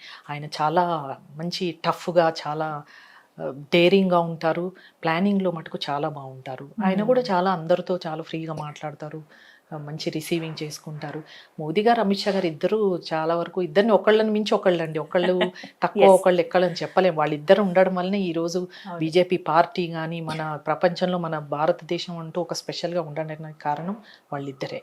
మీ ఫేవరెట్ పొలిటీషియన్ ఎవరండి? కిషన్ రెడ్డి గారు. డిప్లొమాటిక్ ఆన్సర్ ఇది చాలా. కిషన్ రెడ్డి గారు కాకుండా ఓకే వి యాక్సెప్టెడ్, ఖచ్చితంగా మోదీ గారు, అమిత్ షా గారు. ఓకే, వాళ్ళంటే ఇష్టం. ఇష్టం. మీకు ఇన్స్పిరేషన్ అంటే ఎవరైనా ఉన్నారా మీ లైఫ్లో? ఇన్స్పిరేషన్ అంటే నేను చెప్తున్నాను కదా, ఇప్పటివరకు నేను హౌస్ వైఫ్గా ఉన్నాను, స్పెషల్గా నేను చేసిందంటూ ఏం లేదు. ఈరోజు ఇన్స్పిరేషన్ ఈరోజు అంటే నిజంగా చెప్తాను కదా, మోదీ గారు చేసే అంటే ఆయన అంత కష్టపడుతూ మన దేశం గురించి ఆలోచిస్తుంటే మనము ఆయన కంటే చిన్న వయసులో ఉండి చేయగలిగే స్థాయిలో ఉండి కూడా మనం ఏదో ఒకటి చేయాలి అని ఆయన చెప్పాలంటే ఆయనను చూసి ఇన్స్పిరేషన్. ఒక విధంగా కిషన్ రెడ్డి గారిని చూసి కూడా ఆయన చేసే హార్డ్ వర్క్ అంటే మాకు గిల్టీగా అనిపిస్తుంది. ఏంటి కిషన్ రెడ్డి గారు టైంకి నేను ఎప్పుడైనా రెస్ట్ తీసుకున్నా, మా ఫ్రెండ్స్తో బయటకు వెళ్ళి ఎంజాయ్ చేసినా ఎక్కడో కొంచెం నాకు అనిపిస్తూ ఉంటుంది, నిజంగా కిషన్ రెడ్డి గారు ఇంత కష్టపడుతుంటే నేను చక్కగా ఎంజాయ్ చేస్తున్నాను, ఆ అదృష్టం ఆయనకి లేదే అని అప్పుడప్పుడు అనిపిస్తూ ఉంటుంది. నిజం చెప్పంటే వర్క్లో మటుకు నా ఇన్స్పిరేషన్ కిషన్ రెడ్డి గారే. సో వారే స్పెషల్ అని చెప్పండి. మీలో మీరు ఏదైనా మార్చుకుందాం అనుకుంటున్నారా? ఆలోచన ఉందా? ఇది కొంచెం నేను సెన్సిటివ్, ఎమోషనల్, అవి నా వీక్నెస్, స్ట్రెంగ్త్. దాని నుంచి కొంచెం బయటపడి మెంటల్గా ఇంకొంచెం స్ట్రాంగ్గా అవ్వాలి అని మార్చుకోవాలి. నేను ఇంకొంచెం స్ట్రాంగ్గా అవ్వాలి అని అనుకుంటాను. మీలో మీకు నచ్చేది? అదే నా వీక్నెస్, స్ట్రెంగ్త్, నా సెన్సిటివిటీ, అండ్ ఎమోషనల్స్ అంటే నేను చాలా తొందరగా అటాచ్ అయిపోతుంటాను పీపుల్కి. అంటే అందరితో ఓపెన్గా ఉండడం, అందరితో ఫ్రెండ్లీగా ఉండడం, అందరితో బాగుండడం, తొందరగా అటాచ్మెంట్. ఎవరితో ఉన్నా నేను ఫ్రెండ్లీగా కలిసిపోయి మాట్లాడుతుంటాను. మేబీ అది నా స్ట్రెంగ్త్ వీక్నెస్ అర్థం కాదు. ఇబ్బంది పడ్డారా అలా ఎప్పుడైనా? చాలా ఇబ్బందులు అవుతుంటాయి. అంటే సెన్సిటివ్ కాబట్టి ఎవరైనా కొంచెం ఇట్లా అన్నా తొందరగా రియాక్ట్ అవ్వడం అట్లా ఉంటుంది. ఇబ్బందులు ఉంటాయి, ఇబ్బంది లేకుండా ఎలా ఉంటుందండి, ప్రతి ఒక్కరికి ఉంటాయి. అట్లా నేను ఇబ్బందులు నా సెన్సిటివిటీ వలన, నా ఓవర్ మంచితనం వల్ల నేను ప్రాబ్లమ్స్ ఫేస్ చేసిన సందర్భాలు కూడా చాలా ఉన్నాయి. సో వాటి నుంచి భయపడి కొంచెం స్ట్రాంగ్గా ఉండి స్ట్రెంగ్త్ అవ్వాలి అని అనుకుంటున్నాను. లెసన్స్ అనిగా అనుకోవాలి, లెసన్స్ గా భావించాలి. అట్లాగే లెసన్స్ గా అయితేనే మనం స్ట్రెంగ్త్, మనం మెంటల్ గా కొంచెం స్ట్రాంగ్ అవ్వగలుగుతాం. వీటి నుంచి ఏంటంటే మనకు ఏదైనా ఎదురు దెబ్బలు తగులితే గానీ మనం స్ట్రాంగ్ అవ్వలేమని నాకు అనిపిస్తుంది. సో వాటి నుంచి నేను కొంచెం నేర్చుకున్నాను, కొంచెం స్ట్రాంగ్ అవ్వాలి అనుకుంటున్నాను. అంతే. చాలా అందంగా అలంకరించుకున్నారండి వీళ్ళంతా కూడా. చాయిస్ చాలా బాగుంది. అంటే ప్రతిదీ నీట్ గా పర్ఫెక్ట్ గా ఉండాలని కోరుకుంటారు కదా ఎవరైనా. ఇష్టమా మీకు ఇలా బొమ్మలు, దేవుడు బొమ్మలు? నాకు అంటే ట్రెడిషనల్గా, అంటే ఇల్లు అనేది కొంచెం కంప్లీట్ వెస్ట్రన్ స్టైల్లో కాకుండా కొంచెం మన ట్రెడిషనల్గా, కొంచెం ఆథెంటిక్గా ఉండడం అనేది నాకు చాలా ఇష్టం. అంటే ట్రెడిషనల్ అంటే ఇప్పుడు నేను శారీస్లో కూడా హ్యాండ్లూమ్స్ ఎక్కువ కట్టడం, ఇట్లా నాకు మన కల్చర్ని, మన ట్రెడిషన్ని కొంచెం ఫాలో అవ్వడం నాకు ఇష్టమే. దో నేను కొంచెం వెస్ట్రన్గా కూడా ఉంటాను, బట్ రూట్స్ వస్తే నాకు ఇష్టాలు అయితే నాకు ఇవి అలాగే ఉండాలంటే ఇష్టం. కేసీఆర్ గారి గురించి ఒక మాట చెప్పండి, ఏం చెప్తారు ముఖ్యమంత్రి గారి గురించి? ఏమో మరి నేనేం కామెంట్ చేయలేదు అనుకుంటాను. మీ అభిప్రాయం అంటే చెప్పాలి అంటే నెగిటివిటీ ఎక్కువగా ఉంది. అంటే ఆయన చెప్పిన కొన్ని మాటలు నెరవేర్చుకోలేకపోయినారు. అంటే ఆయన డామినేషన్ ఒకటి, అంటే ఎంకరేజ్మెంట్ ఎక్కువ ఉన్నట్టు నాకు అనిపించదు. నెగిటివిటీ ఎక్కువ. కేటీఆర్ గారు నేను చెప్పలేని క్వశ్చన్స్, ఆన్సర్ చేయలేని క్వశ్చన్స్ అడుగుతున్నారు. No comments. కవిత గారు? No comments. No comments. Governor Tamilisai గారు ఇప్పుడు చెప్తారు ఆన్సర్. తమిళిసై గారు she's very active and she's very talented, very knowledgeable person. I met her అనమాట. ఇప్పుడు తను ప్రెసిడెంట్ గారు వచ్చారు కదా, ముర్ము గారు వచ్చినప్పుడు ఆవిడ గారు డిన్నర్ హోస్ట్ చేశారు తమిళిసై గారు. అప్పుడు నన్ను పర్సనల్ గా ఇన్వైట్ చేశారు, వెళ్ళాను. చాలా బాగా మాట్లాడారు. అట్లా కొంతసేపు కన్వర్సేషన్ లో నాకు అర్థమైంది ఏంటంటే ఆమె చాలా టాలెంట్ ఉంది, చాలా నాలెడ్జ్ ఉంది అనమాట. అంటే చాలా యాక్టివ్ గా ఉంటారు. ప్రతి ప్రోగ్రామ్ లో ఎంత చక్కగా చీర కట్టుకుని పువ్వులు పెట్టుకుని చాలా ట్రెడిషనల్ గా ఉంటారు, చాలా యాక్టివ్ గా టాలెంట్ గా ఉంటారు. చాలా నచ్చారు నాకు ఆవిడ. ఒక పిల్లలతో పెద్దవాళ్ళతో అందరితో అట్లాగే చాలా బాగా మాట్లాడతారు. అంటే ఫ్రీగా ఎక్కువగా మాట్లాడి అన్ని తన ఏంటి అనేది, అంటే ఫ్రీగా ఇట్లా క్యాజువల్గా ఫ్రెండ్స్తో మాట్లాడినట్టుగా ఫ్రెండ్లీగా మాట్లాడతారు ఆవిడ కూడా. అంటే మాలాంటి కామన్ పీపుల్ కూడా వెళ్ళి కలిసే అవకాశం ఉంటుందంటే కదండి. అలా ఎవరైనా విఐపీస్ అందరినీ కలుస్తారండి. ఏంటంటే కొంచెం టైం అనేది కొన్నిసార్లు సపోర్ట్ చేయదు, అంతే తప్ప కలవకూడదని ఎవరికి ఉండదు నాకు తెలిసి. కొంతమంది ఉంటారు కామన్ పబ్లిక్ని కలవకుండా కొంచెం యాటిట్యూడ్ చూపించే వాళ్ళు చాలా మంది ఉంటారు.